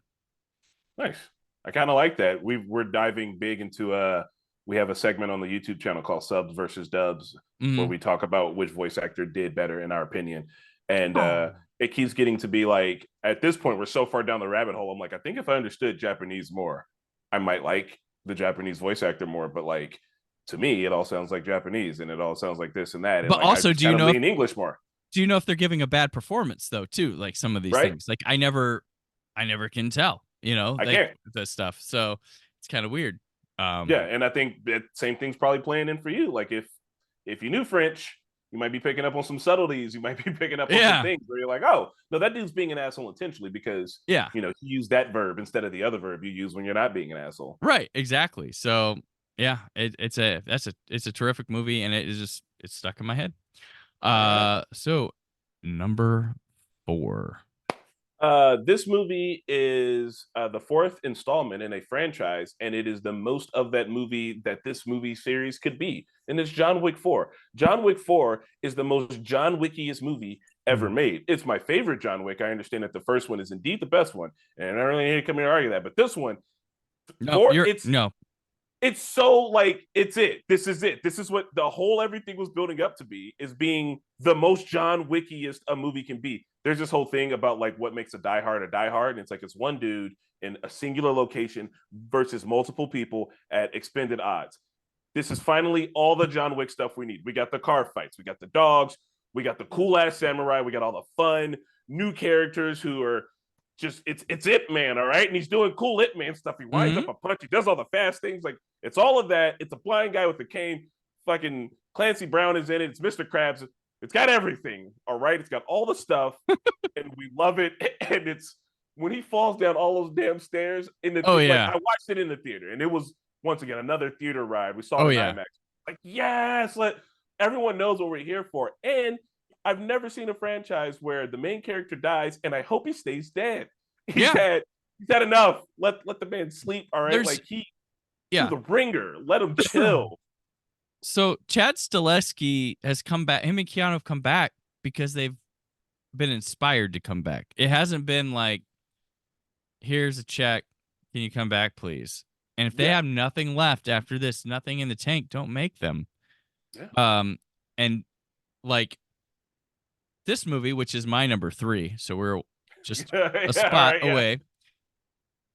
This Chad Stileski, and I left the theater. I think I probably tweeted or something about this, and I shit you not, should get some serious consideration for Best Director this year. I know this is not the type of movie. This is not the type of movie they do, but this is some innovative stuff. Some wow after wow after wow after wow with this movie. It's super long, and I don't give a fuck. I never like. You're like, oh, really? Oh, okay. I'm blown away by the stuff he is inspired by and is paying homage to, and doing it amazingly. It's not embarrassing. It's not like The Warriors. There's the few dollars more, good, bad, ugly type stuff shit going on. Like, it's insane. The car thing. The internal Keanu Reeves references to his past career. Keanu Reeves has been in 2 action franchises that have changed the face of action franchise. Right. He did The Matrix, everything was the Matrix after. It's done John Wick. Everything's been John Wick ever since. And like, I love that. And also I played Cyberpunk 2027, where Keanu Reeves' character is a character in it, and he storms this tower called Arasaka Tower. And in this one, they're doing Osaka Tower, and it's like there's a lot of samurais, and they all have guns and shit. It's the same in the game. And they even do that over the head with the shotgun with the dragon's breath. Felt like Hotline Miami, which is 80s based video game. It doesn't have anything to do with Keanu Reeves, but still, it's like you're seeing these pieces, these like homages. It's like what Quentin Tarantino does with like his homages and his stories, but all like based in this action genre and these like high flying shooting shit. And it just keep going. It just got better and better and better. And like even at the end, like I was it was fun. It was a great ride, but it's the most. You know what I mean when I say it's the most John Wickiest movie pop? Like this is it. It's like this everything they don't get more John Wickier than this. That got it.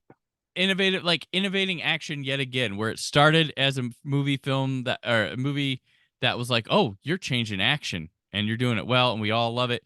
And thank fucking Lord, because not everybody's Paul Greengrass. That was a problem for a long time, and it comes back and it does it in 80 billion different ways again, like that stairwell blowtorch shit, like all that, like, oh my God. And I don't know, Keanu's smart too. Like he is, it's Stileski's credit. I think Keanu gets credit too, because in my rewatch, I included the one film Keanu's directed, which I am a huge fan of, called Man of Tai Chi. It's this like a little fighting movie that he plays a bad guy in, and he's got the line, "You owe me a life." Very good. He knows what he's doing. He's smart. And this shows it, and I think they should just hang it. Yeah, they should hang it up. Let's go. Let's see what I'm not sure I'm down for the director choice on the ballerina movie, but I'm willing to give him a chance. It's the Underworld guy, Len Wiseman. He's not awful, but I'm like, we couldn't have gotten someone more innovative here to hand this series off to, but we shall see. But this movie is an all-timer action class. Like 100%. And Lance Riddick last will go. God, yeah. We loved Lance in The Wire. So this is one of my favorites from there. To credit John Wick, just as fun and interesting as the action is the chit-chat between characters in these movies. Yes. They have a lingo. Like I love in the first one. He's in the hall. He killed what's her name? The girl from Friday Night Lights in the Orville. Oh yeah, the girl who tries to kill him in the bedroom. Yes.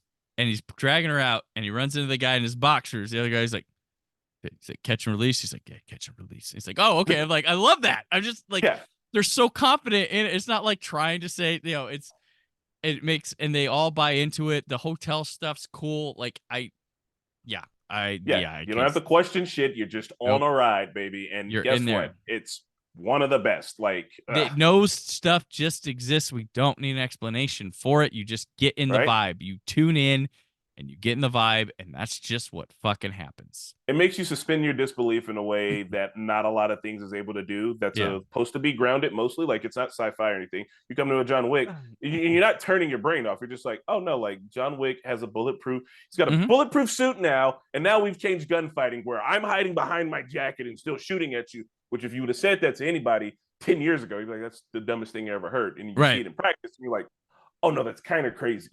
Yeah. And like, damn, all right, give me more of that. At the end of it, we did a reaction on this one, and a lot of people were saying like, oh, I hope I was like, no.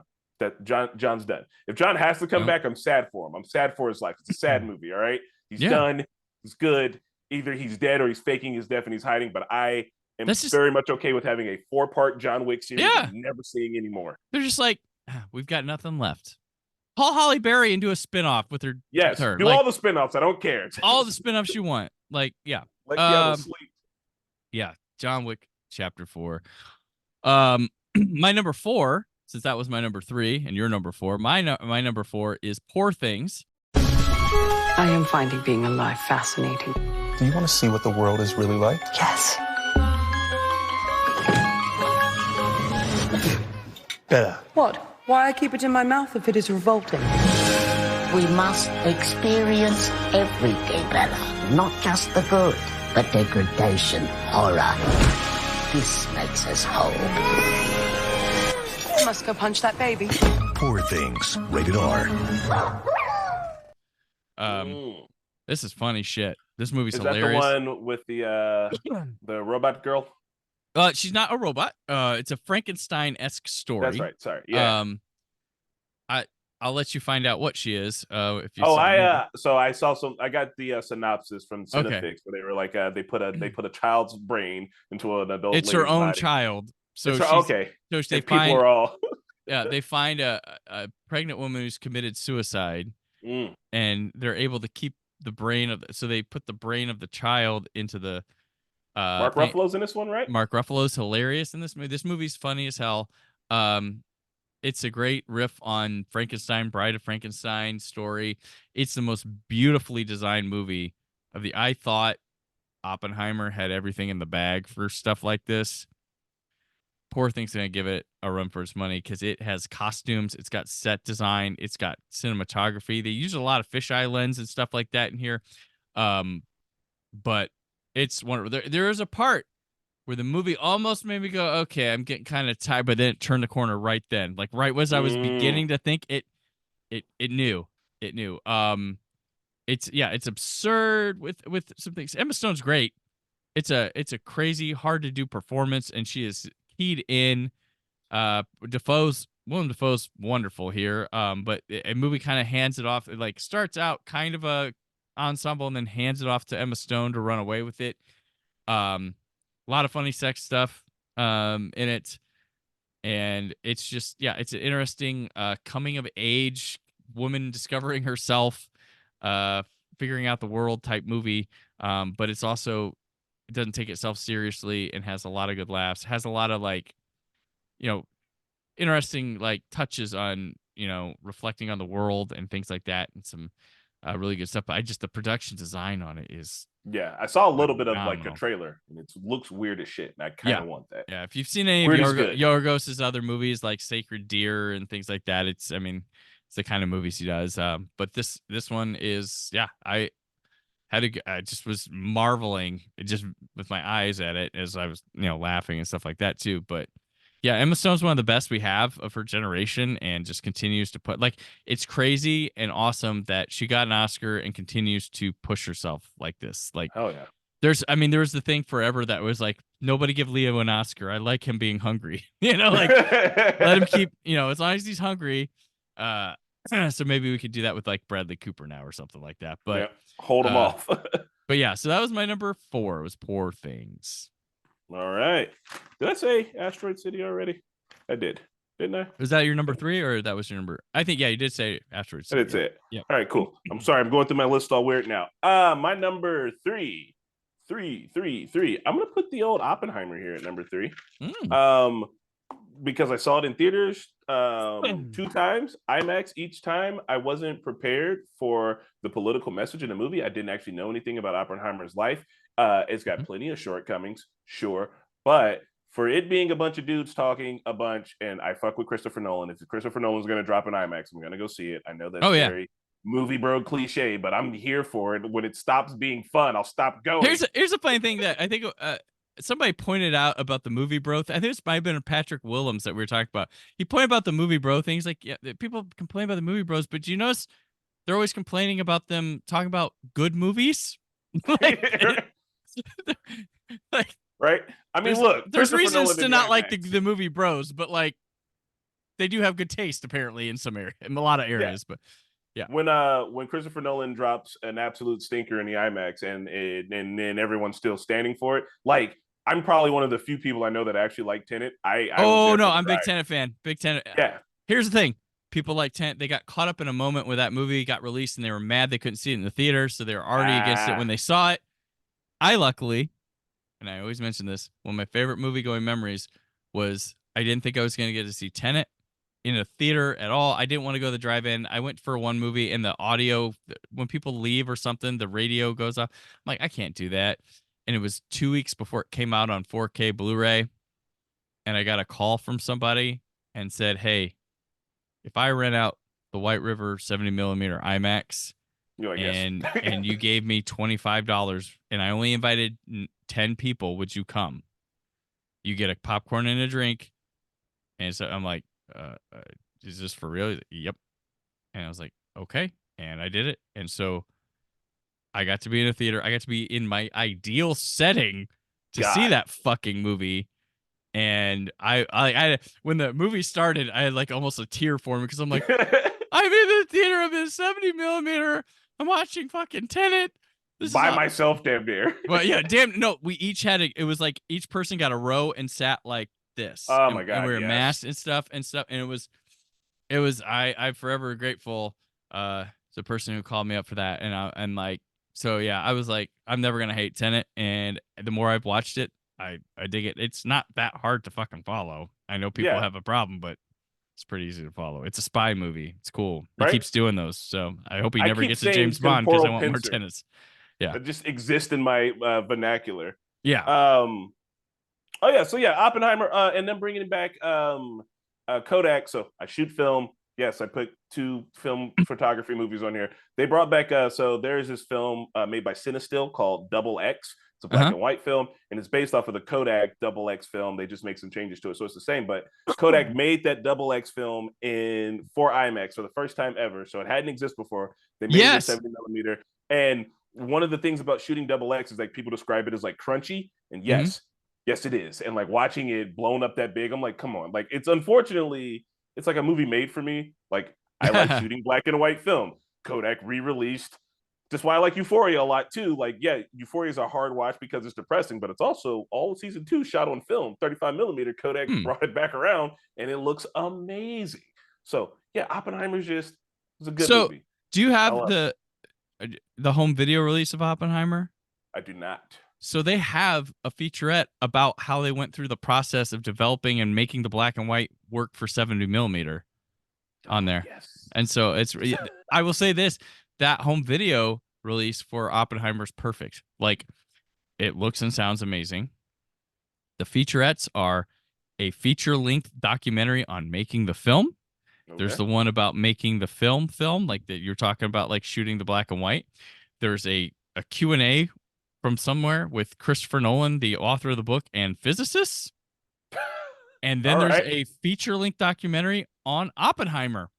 I'm like, awesome. So they made 4 extra movies they didn't have to make for the And it's like that's everything you would want from that movie. Like, no, there's no deleted scenes or anything. There's trailers too, but like that's like everything you want. Here's the story of the movie. Here's the story of what it was about.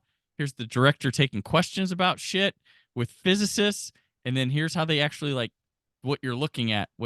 So it is awesome. And Oppenheimer's my number 2. So, shit, we're getting. I think because my number 1's a movie you've already named. My number 2 hasn't been named. I think. Okay, well, we may be crunching this up here. But Oppenheimer, blown away just looking at that thing in 70 millimeter. This movie is going to be considered a masterpiece for years down the road. Like, you just knew it when you saw it. Like, he nailed this fucking thing. It's very much his Tarkovsky movie. And he also, he's got a lot of Kubrick, but like this is more Tarkovsky and stuff. And just for a movie that's a history-based film, to have the turn it does where you're like, ooh, like, because he plays this movie, he's like, let's just do this like a thriller or something. Like, he plays the movie in such an interesting way. The 3 hours fly fucking by. Almost courtroom drama kind of stuff where it's really people interrogating each other. And the scene where Florence Pugh is having imaginary sex with Oppenheimer while the wife is sitting there. It's like, that is amazing. I was like, oh my God, I hate this. But it's so like, I was like, oh, that's effective. Visceral. Right? It is. And it's like, once again, we're not talking there's no tricks here. There's no. It's all in camera. We're showing it, and it's just, this is visually what she's seeing right now. It doesn't that fuck you up? Like, yes, it does. It's all in camera. She can't see his face. It's just the back of his head with hers. Oh, it's so good. Emily Blunt, for a long time, I was like, give her the best supporting actress. Downey Jr. feels like he's like should be holding that trophy already. Alden Ehrenreich coming in and being like, fuck y'all haters. See, I am the guy that they all told you I was good at. I don't think he was a bad Solo. I think he got like a bad rap from just Hold on, who was there. Alan Ehrenreich in the movie even? There's so many people in this damn movie. He was the guy with Robert Downey Jr. most of the time, and then at the end was like, oh my God. Yeah. Han Solo, yeah, it is. Yeah, this Rami movie. Malek, Josh Peck, and so Josh like this, Hartnett, just bringing out everybody, bro. Yeah, Hartnett was great. Like this movie is just a revolving door of people you've seen before coming in, doing some of their career best work and leaving. Like it's like I said, this movie's the answer to what director does everyone in Hollywood want to work with right now. Oh yeah, right here. He's gonna get the performance out of you. He's gonna make it the biggest thing anyone's seen all summer. And there you go. You're like, there's a scene Rami Malek earlier on where it's like, oh, there's Rami, that's it. And then he comes in, it's like, oh, that's why they got him for this. For the gut punch at the end, where he puts on his little glasses and just goes, with this letter here that says, no, sir, you're wrong. And I loved Benny Safdie in this, and I like this little character actor career he's building for him. He was in another movie earlier in the year, the Are You There, Margaret? Are you there, God, it's me, Margaret, where he played lovable dad. And then, like, he was in Licorice Pizza as the, closet politician, like, and he directs cool movies too. He's gonna save the fucking Rock with his next movie because it looks like the Rock actually wants to challenge himself again with film. By working with him, that's at least a sign. But I mean, I was talking about this on the podcast, so I heard about that. So yeah, this movie just it was the theatrical going experience of the year. If you had a fake IMAX or you were in 70 millimeter, this is what movies can look like. Nolan is great. Like the guy, for me, I'm up his butt. Like he rarely disappoints me. And even a lesser Nolan film is more fascinating than someone else's best film. Like I mean, at this point, it's about to be Christopher Nolan's worst movie is probably those Batman films that absolutely slapped. Like Dark Knight Rises might be his worst. His Insomnia is my pick for his worst film. All right, hold on. I don't think we've seen. And that's because the Swedish one's way better. With Stellan Skarsgård. The one Insomnia with Robin Williams and Al Pacino came after Memento, right before Batman. No. So I didn't catch Following, but I saw Memento because I went to film school, and you have to. Nobody saw Following till Criterion put it out, or and that then, VHS tape. Skip that, and then I did not Batman, but I was gonna say The Illusionist. It's Prestige. There was that movie. They came out. I did the Prestige there. So anyway, it's a banger, man. I don't know. It's not even a hot take anymore. Come on, it's a very lukewarm take. It was a damn good movie. I liked it. I saw it twice. There was explosions in it that scared me so hard. I grabbed my friend sitting next to me. I was like, oh my God. And it wasn't like the explosion. Like that's not even the big part of the movie. It's like a crescending moment to be like, yes, we did that. Now can we get back to the part where people hate you for your politics? Yeah. This is how you do a biopic too. You pick the event and tell the history of the event, not just, here's A to B of someone's life. Like I always hate that. Like I like it when they're like what was the Martin Luther King one by Ava DuVernay? Selma. They picked a point in Martin Luther King Jr.'s life and was able to tell you shitloads about him just through that event. Yeah.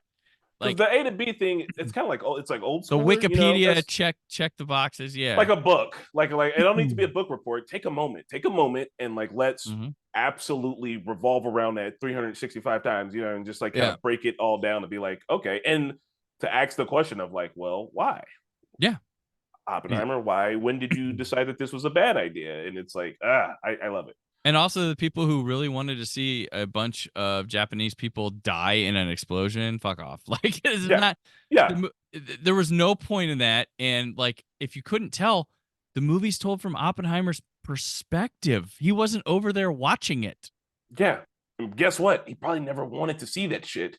He's probably shown a photo of it and threw up once and was like, And you do see him haunted by it and his thoughts of what it could be.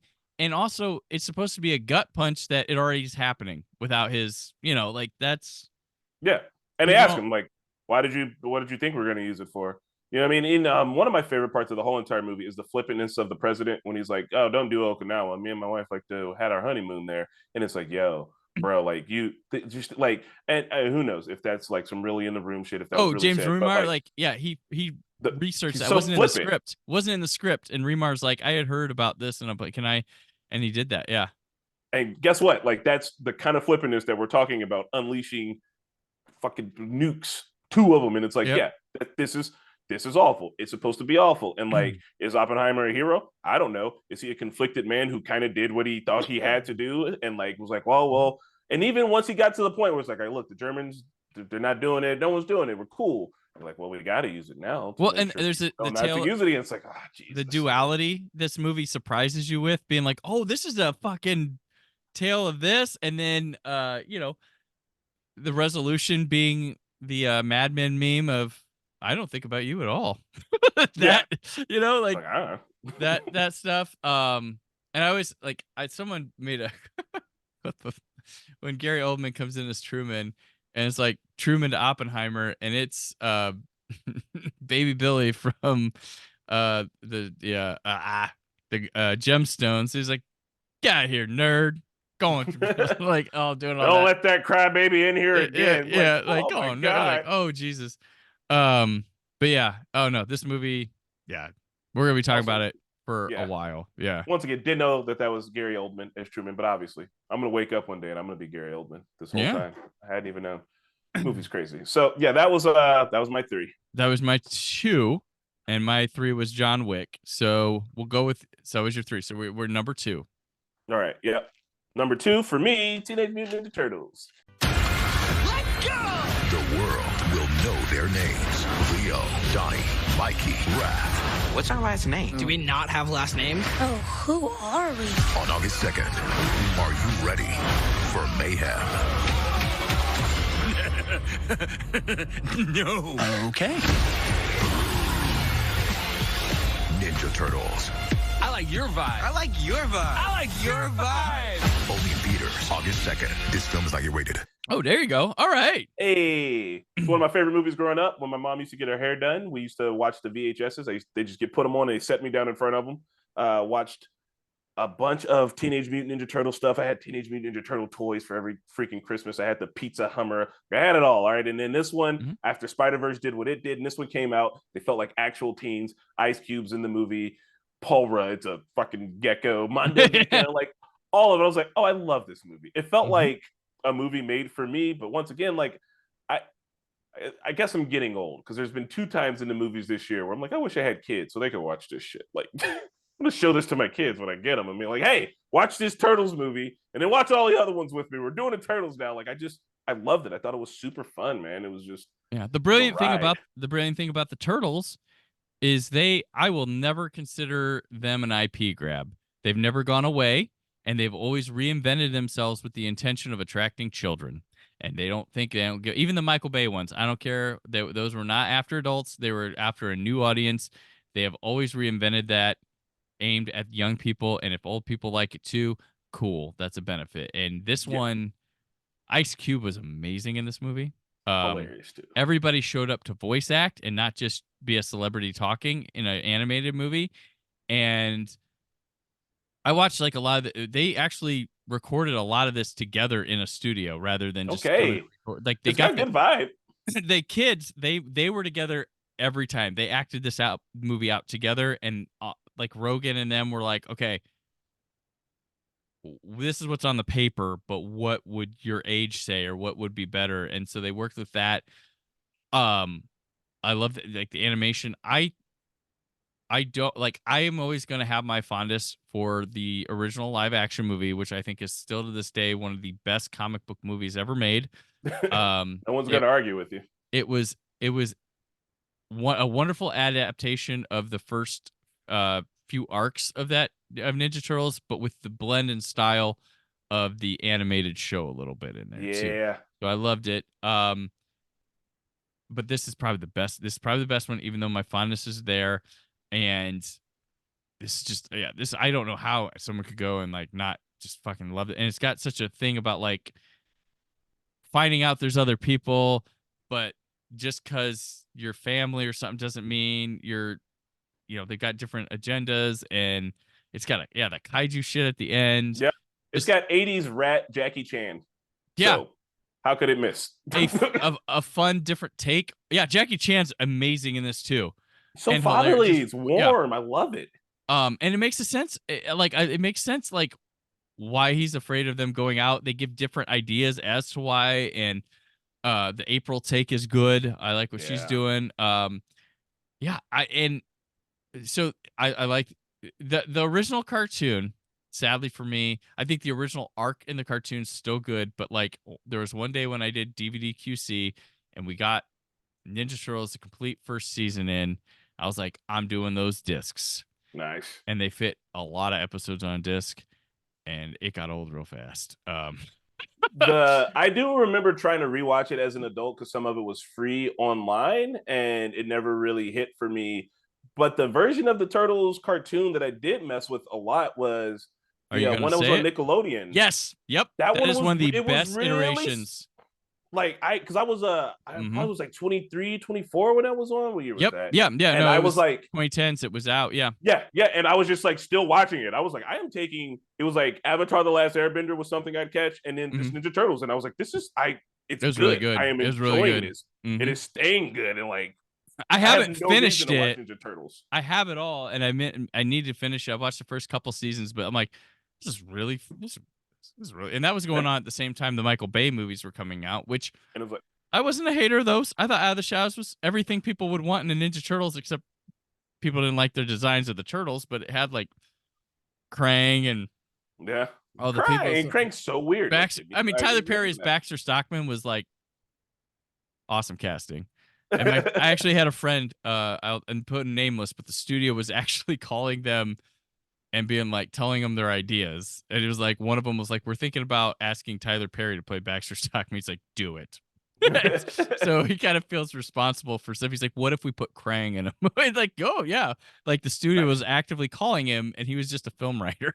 Like, sure. Yeah. Right? They were really trying to please people with Out of the Shadows. So I think that he wasn't the only one being, tapped. I haven't seen Out of the Shadows since it came out, but there's so much Turtles that honestly it's already choose your own adventures. Pick what you want out of the Turtles. You're going to get that. This new one's a great place to start. This one's good. Even the new one that's on TV semi recently, that one I watched a little bit of that. Like I didn't watch a lot of it, but I was like, yeah, this is still good. Like it's because the Ninja Turtles get to sure they're all characterized, but they kind of get to be whatever every single time. And they always drastically change the visual style of them. It's never like, oh, that kind of looks like the old one. It's a different animation style. It goes with the times or stuff like that. Yeah, for sure. Even they're gonna keep doing it. They had those radical looking ones towards the end of the 90s. I even watched that shit towards the 90s. I'm still a kid, so like, hell yeah. That's the one I did not check that series out. So I knew it was on. It was all right. But it was hard to jump in back then because it was just like, oh wait, I want to start at the beginning, but I can't. All right. Yeah, Mutant Mayhem, good stuff. Check it out. I think it's on Paramount Plus if you have that. All right, so my number 2 is Oppenheimer. So we'll go to your number 1. Shin Godzilla. My bad, not Shin Godzilla. Godzilla -1.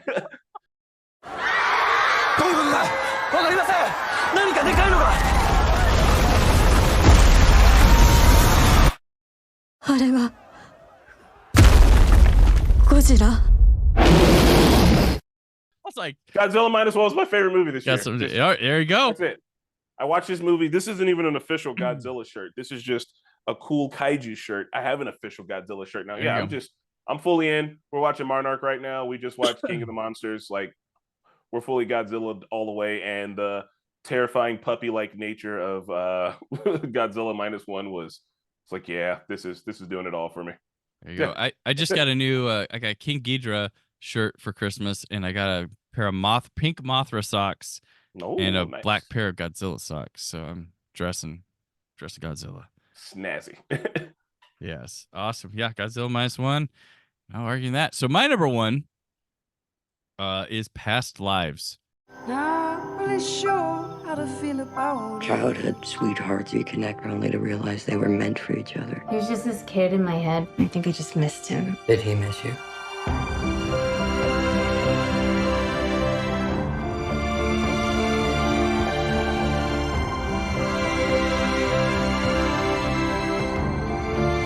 This is my life. This is where I'm supposed to be. Want you to stay. You see this one? I did not see this one. Oh my gosh. This one hit me good. It's her last name is Song. It's her first film, and I cannot wait for more.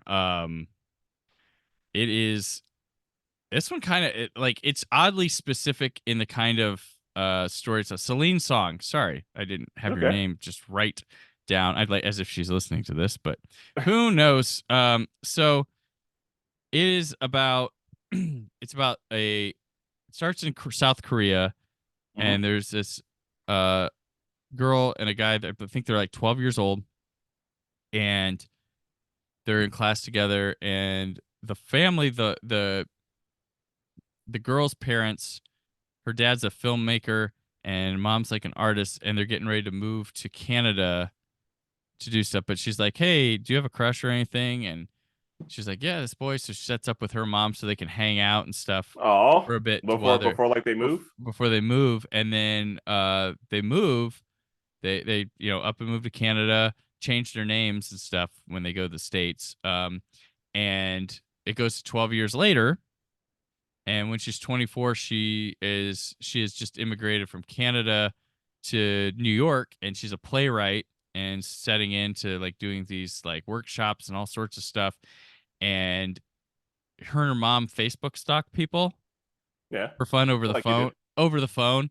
And she's like, hey, what was the name of that boy that, I went on that date with before we moved or whatever, and and they look him up on Facebook. Well, they go to look him up, and they find on her dad's like one of his movies pages, because he's a film director.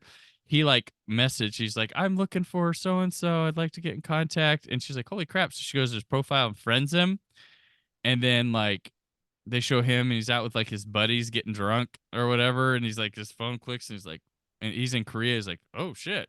And then they set up a Skype conversation, but it's like Skype from like years ago, where it's like not the best connection. Yeah. So they start developing a relationship over that. But then the realization comes that she can't go to Seoul for like a year and a half.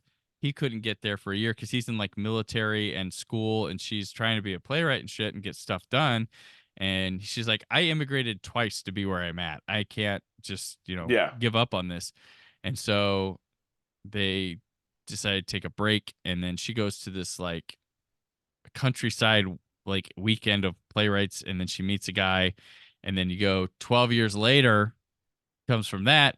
And she's married to the guy she meets there. They're in New York. He's like a successful author. She's actually doing plays. And the guy is in South Korea, and he has just separated with his girlfriend, and he decides to take a vacation to New York and look her up to see her, and she agrees to have him come. And then it's kind of like, what's happening there? Okay. So, and it's heavy. The one thing I liked, so I watched it again just to confirm, like, yeah, this is my number one. And the second time around, I noticed like this looks very much like a Fellini or Godard film. The way she shoots a lot of it's not just like the specific. It's something with the color, the way the film looks. I don't think it was shot on film, but the way they've processed the digital stuff, and the way the extras are in the background and what they look like and what they're doing reminds me of those movies, and kind of the chatter and the angles they shoot them at. But it's a very interesting movie, and it's very specific. If you've ever I had a when I first moved to Los Angeles, I moved my backpack. So I had and I moved in. I was in this house with these 6 other people. Took me in, and they set up a computer for me in this garden room. I was in this house by an old Western star named Tom Mix, and I was in Hollywood, like off the boulevard a bit. And I know these people. I swear the guy upstairs was like some Russian drug lord. If you just saw his Scarface looking bedroom, people would show up. One roommate I had, I saw her on the street one night, and she was like, or one week, and she was like pretending to be homeless. Oh my God. One guy had worked on The Aviator with Scorsese. This is around time it was getting Oscar buzz and stuff, or like, and he wouldn't shut up about fucking, oh, did you know I worked on The Aviator? Yes, we fucking know you worked. You tell us every 10 minutes. Yeah, the one guy I knew through a friend of a friend of a friend that took me in, worked third shift, so I never saw him. And it was an odd situation. And this guy, I found out I was a smoker back then. I was out back smoking, and I heard someone yell at me, and I was like, "What? Where the fuck are you at in this house?" He's like, "Hey, come up." What I thought was a towel closet or something in the hallway upstairs opened up, long thin hallway to a bedroom in the back. And this guy, yeah, he worked at Guitar Center, oddly enough. So you're living it up, man. It was the early 2000s. So yeah, this was 2005, summer of 2005, and I had this girl I had a little bit of an on-off relationship with in college at the time. We weren't anything when I moved, but she, at the same time I moved there, she moved to DC, and like late night just talking. We didn't have Skype, but we had AOL Instant Messenger, and we didn't have anything. I don't think we had anything romantic going on with this or whatever, but like we only had each other to talk to that we knew. Like everybody in the places we were mostly strangers or new people. So I just kind of lived so I understood what like there's going through and stuff. And she talked about coming to visit and stuff, but like she even had like a boyfriend at one point, and it's like, oh, I was like, that I'm pretty sure your boyfriend was he coming too? No, I'd come see. I'm like, I don't think your boyfriend would be cool with that, like, or whatever. But like we had, I mean, for a few years, like stayed in touch and like talked regularly and stuff, even as because MySpace started popping up and being a thing at the time as well. So there was that. And then with my wife, we started long distance. I met her, and then we did a lot of fun stuff. And I'll tell you, with like that kind of relationship, in that you get super, super deep and honest really quick, because that's all you got. I mean, it makes sense because that's all you got. Distance, right? You got your phone and fun stuff to go out and do. Yeah, even with my wife, like I didn't like. We didn't have like Skype wasn't an option. This would have been like 2008. But like it was a lot of like I lived for those calls, and they show in this movie just her not doing anything and just sitting on her phone and her laptop and all this stuff, and them just like rushing to like get to there at that certain time, and they have time zone differences, and which is a thing as well. And I'm like, I understood what these two were going through.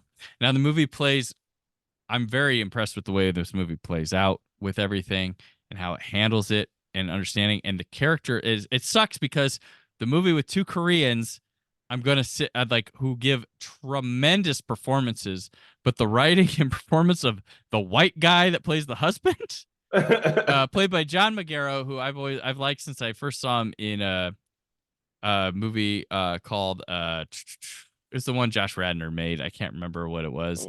I'm just not finding out he was in Umbrella Academy.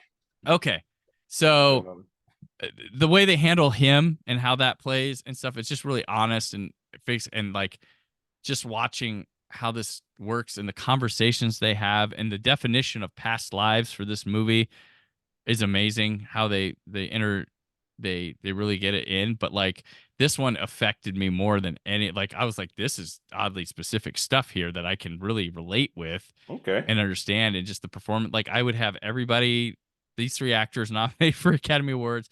And this one's gonna be at least up for Best Picture, I imagine, maybe a screenplay. But I was just like, wow. And I think the director said there wasn't anything super oddly specific she based this on. Just a story. Like, all right. I was like, just a story, but it's really powerful. It's got some of the best cinematography of the year. So if you're a visual nut, which you should be in film, it's really good. It has a great opening scene that you're just kind of like, okay. But it gets you nervous in the right ways. It hits you emotionally and just wows you. It's just good stuff. I'm pretty floored with it. So that one, when I saw it, I'm like, oh man, it's gonna be tough to beat this one. And even like a powerhouse of Oppenheimer, I'm like, I have to go with Past Lives. I don't think it was as like, so last year Tar, like, that one is in my mind for like all-timer list for me. Like if I had to make, so like that one really struck me a lot. So that movie still, I got my hangover of like, I love that movie, but this one's a good piece to go with. I don't know if I liked any of them this year as much as I fell hard for Tar last year, but time will tell.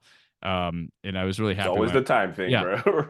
I was really happy when I watched Past Lives again yesterday. That I was like, all right, yeah. Because I was like, did I hit me on the right night when I watched it? Or it's like, I always want to confirm and like, yeah. So, but yeah, Past Lives. That's my number one this year. Past Lives. All Past right. Lives. So there we go. That'll do it. We did it. Oh yeah, it's kind of a banger of a list. I've been taking notes, a little TVA notes, Newfields, but I've been taking notes while you were talking. I'm definitely gonna have to check some of the stuff out, man. The Killer is something I already wanted to see. I mean, it's Fincher, it's Fassbender. I'm kind of here for that, so I'm excited. I'm excited for this year. I'm making my vision board, and one of the things is going to be watch more movies. So yeah, there you go. I'm always down to share and help out. So yeah, looking forward to next year. Some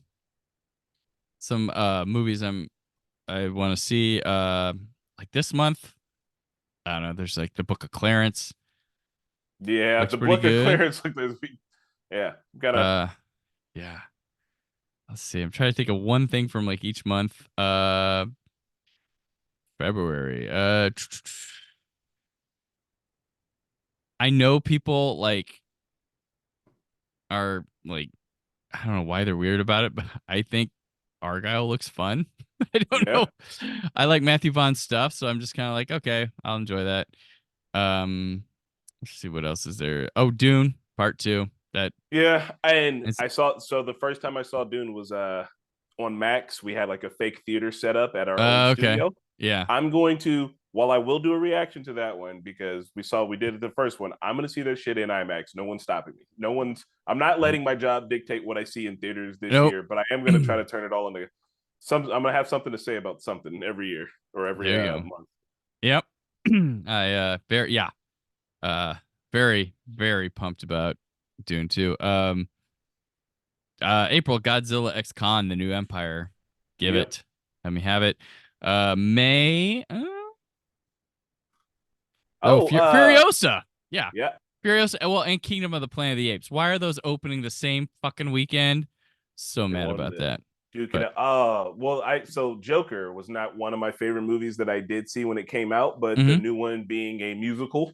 Once again, as long as DC keeps doing weird shit, like that's probably my least favorite DC movie, honestly, was Joker. I thought it was really, really good, but like my friends were like, it's a film. It's finally a comic book movie that's a film. And I was like, I don't know. The movie is fine. All of my friends kind of came down on me when I gave it, I think I gave it a B-, and like they shat on me so hard that it have your friends seen Martin Scorsese's The King of Comedy? Right? Have they? No, they haven't. I'm pretty sure they. I'd wanted, like, I was fine. I thought Joker was fine. I wasn't over the moon with it because I'm like, oh, I've seen this movie. It's called The King of Comedy with some taxi driver painted on it. But yeah, that's the way you do it. Like, I don't want a Joker 2. Like, what if we make it a musical and have Lady Gaga as Harley Quinn? Okay, now we're talking. Yeah. You know? Now I'm interested. Like, by no means was the first one a bad movie. Just the people around it, and the people who were around me at the time were just really like, you should love it. And I'm like, guys, it's a fine movie. Let's see. We got a new June has a new M. Night Shyamalan movie. All right, M. Night. Yeah, that's possible. I did actually in somewhere in my list, Knock at the Cabin was like something I was like, yeah, just throw that in there because that one, some good shit. I like that one. Yeah. Deadpool 3, I guess, in July from what's currently there. And we'll see what that ends up being. August, Alien Romulus. There we go. Or as I've been calling it, Alien Geometry. Let's see. September has Beetlejuice 2, but Saw 11. Saw 10 was awesome. I didn't see Saw 10, actually. Oh, yeah. Saw 10 was in, like, if my list of, like, I think it was in like my top 45. I had Saw 10. It stunned me how good that was. I didn't. Okay, well that's definitely all right. I know We'll react to Joker. that. I know Joker comes out in October. We just talked about that, but Terrifier 3, which is a Christmas movie, comes out. So I'm all about the Terrifier. And then let's see. I guess November has Gladiator 2, which Denzel took it on, so I gotta understand there's some reason for that. I'm going through the list of movies coming out in 2024, which this one I'm not excited for, but I'm probably gonna have to see just because. Twisters? Yeah, Is this a Twister sequel? It's just a relaunch type thing. It's got what's his name from Anyone But You and Top Gun. Twister wasn't that good though, right? Or am I crazy? It made a lot of money. Okay. But all right. was it Maybe this good? will be a banger. Was it good? Jack Black was in Twister, wasn't he? Yeah. If you say, all I remember is it's got Glenn Powell, that's his name, and Anthony Ramos, who I like a lot. Let's see. The director of it, yeah. It's got an interesting director attached to it, so that's the weird thing with it. The Minari director is on there. If you saw Minari, and he's also done an episode of The Mandalorian. So okay, I've seen all of those. It's an interesting choice of someone doing it, but we shall see. There's the Nosferatu movie coming in December. With Willem Dafoe, yeah. Yep. So that's gonna be weird. It's gonna be good. So that's the stuff to look forward to next year. But that'll do it here. So thank you, Chris. I'm glad I know you were like, I didn't see enough movie. I'm like, you saw enough. You had a good 10, and it made for variety here, so that was good. And then you've made your pledge to see more in 2024. That is my plan. I will say, because if I would have done this 10 years ago, I would have probably picked a bunch of like Oscar bait stuff. Mm-hmm. I don't know. You kind of go through this thing as a person who watches movies or wants to make movies and things where you're like, oh no, it's all the best shit. But then I'm just on a fun ride now, where it's like whatever I watch, if it's fun. I was gonna talk about the Mario movie. I was like, yeah, Mario movie was surprisingly fun. Like I'm not expecting any of these things. I was not a fan of the Mario. No, I thought it was. I watched the old one before because I really like the old one, which I think is terrible in a very specific way. That's awesome. This one, I was just like, oh, I think this is going to be trash. And watch it, was like, not trash. But that's it, though. Like, it's not, I'm not grading it. I'm not saying, oh, it was one of the, I'm just like, I expected it to really kind of shit the bed, and it did not. Yeah. So I'm thoroughly surprised by it. But like, I'm on a ride to watch movies that I enjoy, that I like. Mm-hmm. And to continue to put Godzilla movies at my number one spot. I don't know. There you go. Well, hey, a month, maybe that movie, Godzilla -1, is making like majority top 10 lists. So, because no one thought it was going to come out like that. I don't know. I wasn't ready for more Godzilla and it to be continually great. I can't wait for Monarch this Friday. Oh yeah, good stuff. All right. So, where can people, what the Normies got going on, and where people follow you at? Woo! So you guys can go check out The Normies over on YouTube. We are a group of friends that watch TV. People watch TV. We do reactions. We do reviews, podcast. A lot of skits are going to be coming up this year. It's my job is to make skits. So I got some stuff planned. We are actually right now working on, about weird stuff, a radio play.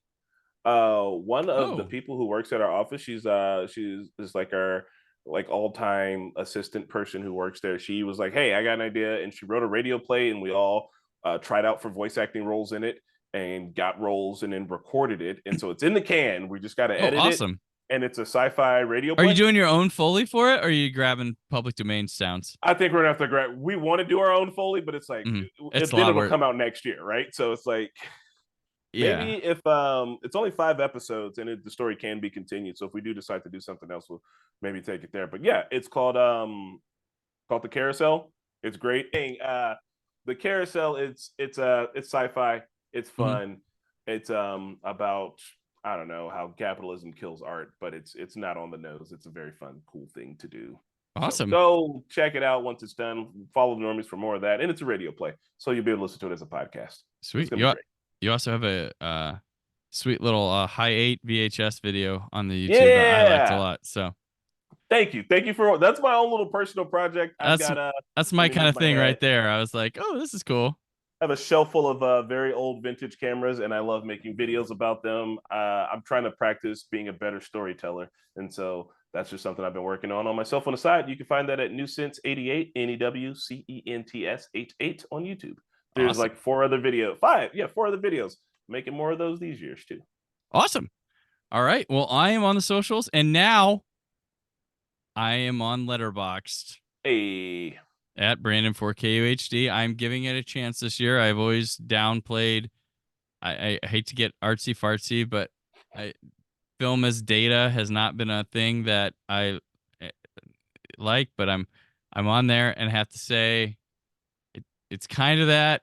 But it was also, so far it's been like I thought it was going to be more than what it was. So it's been a weird experience here. So I when I first started, I was like old man, like, all right. What? I like one of my friends was like, dude, you did not watch like 20 movies today. I'm like, what? It's like you've logged them. Like, I'm like, well, then that like how I log. Well, no, that means if you log it, that means you watched it that day. You can rate stuff without log. I'm like, oh, all right.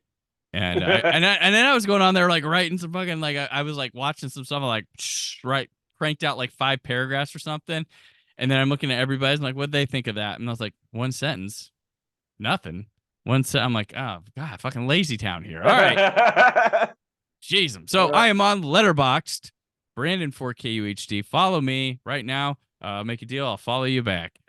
So if you want numbers, I guess, go for it. All right. And also, PopCon returns at the end of April, and you can sign up for my live podcast stage and the podcast awards. Early bird special right now, so $10. Put your podcast in. Maybe you win, maybe you don't. So yeah. And I'm gonna be for this show right now. It's gonna be a bit of a floozy here with episodes over the next few weeks. As behind the scenes, I'm starting summer of 2004 at 20, and I'm gonna have attention to that to get it off the ground. So you might see some commentary reruns, stuff like that, or some really light-hearted episodes. Also got some PopCon planning stuff for the indie show that I gotta be focusing on too. So stuff's coming. Check the YouTube channel. That'll be where my top 4Ks and Blu-rays of 2023 will be. So yeah, I'll be back when I'm back. So yeah, till then, stay film positive.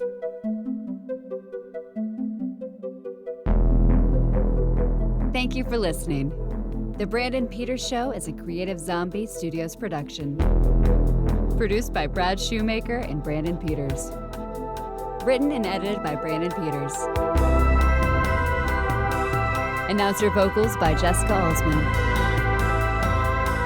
Theme song by Metavari. Web design and show art by Brad Shoemaker with Brandon Peters. All music and clips featured in the episode are property of their respective studios, and no infringement is intended. Additional information on this and other episodes at BrandonPetersShow.com. For any inquiries, press opportunities, or sponsorship, contact mail at BrandonPetersShow.com. The show is available on Apple Music, Spotify, or anywhere podcasts are found.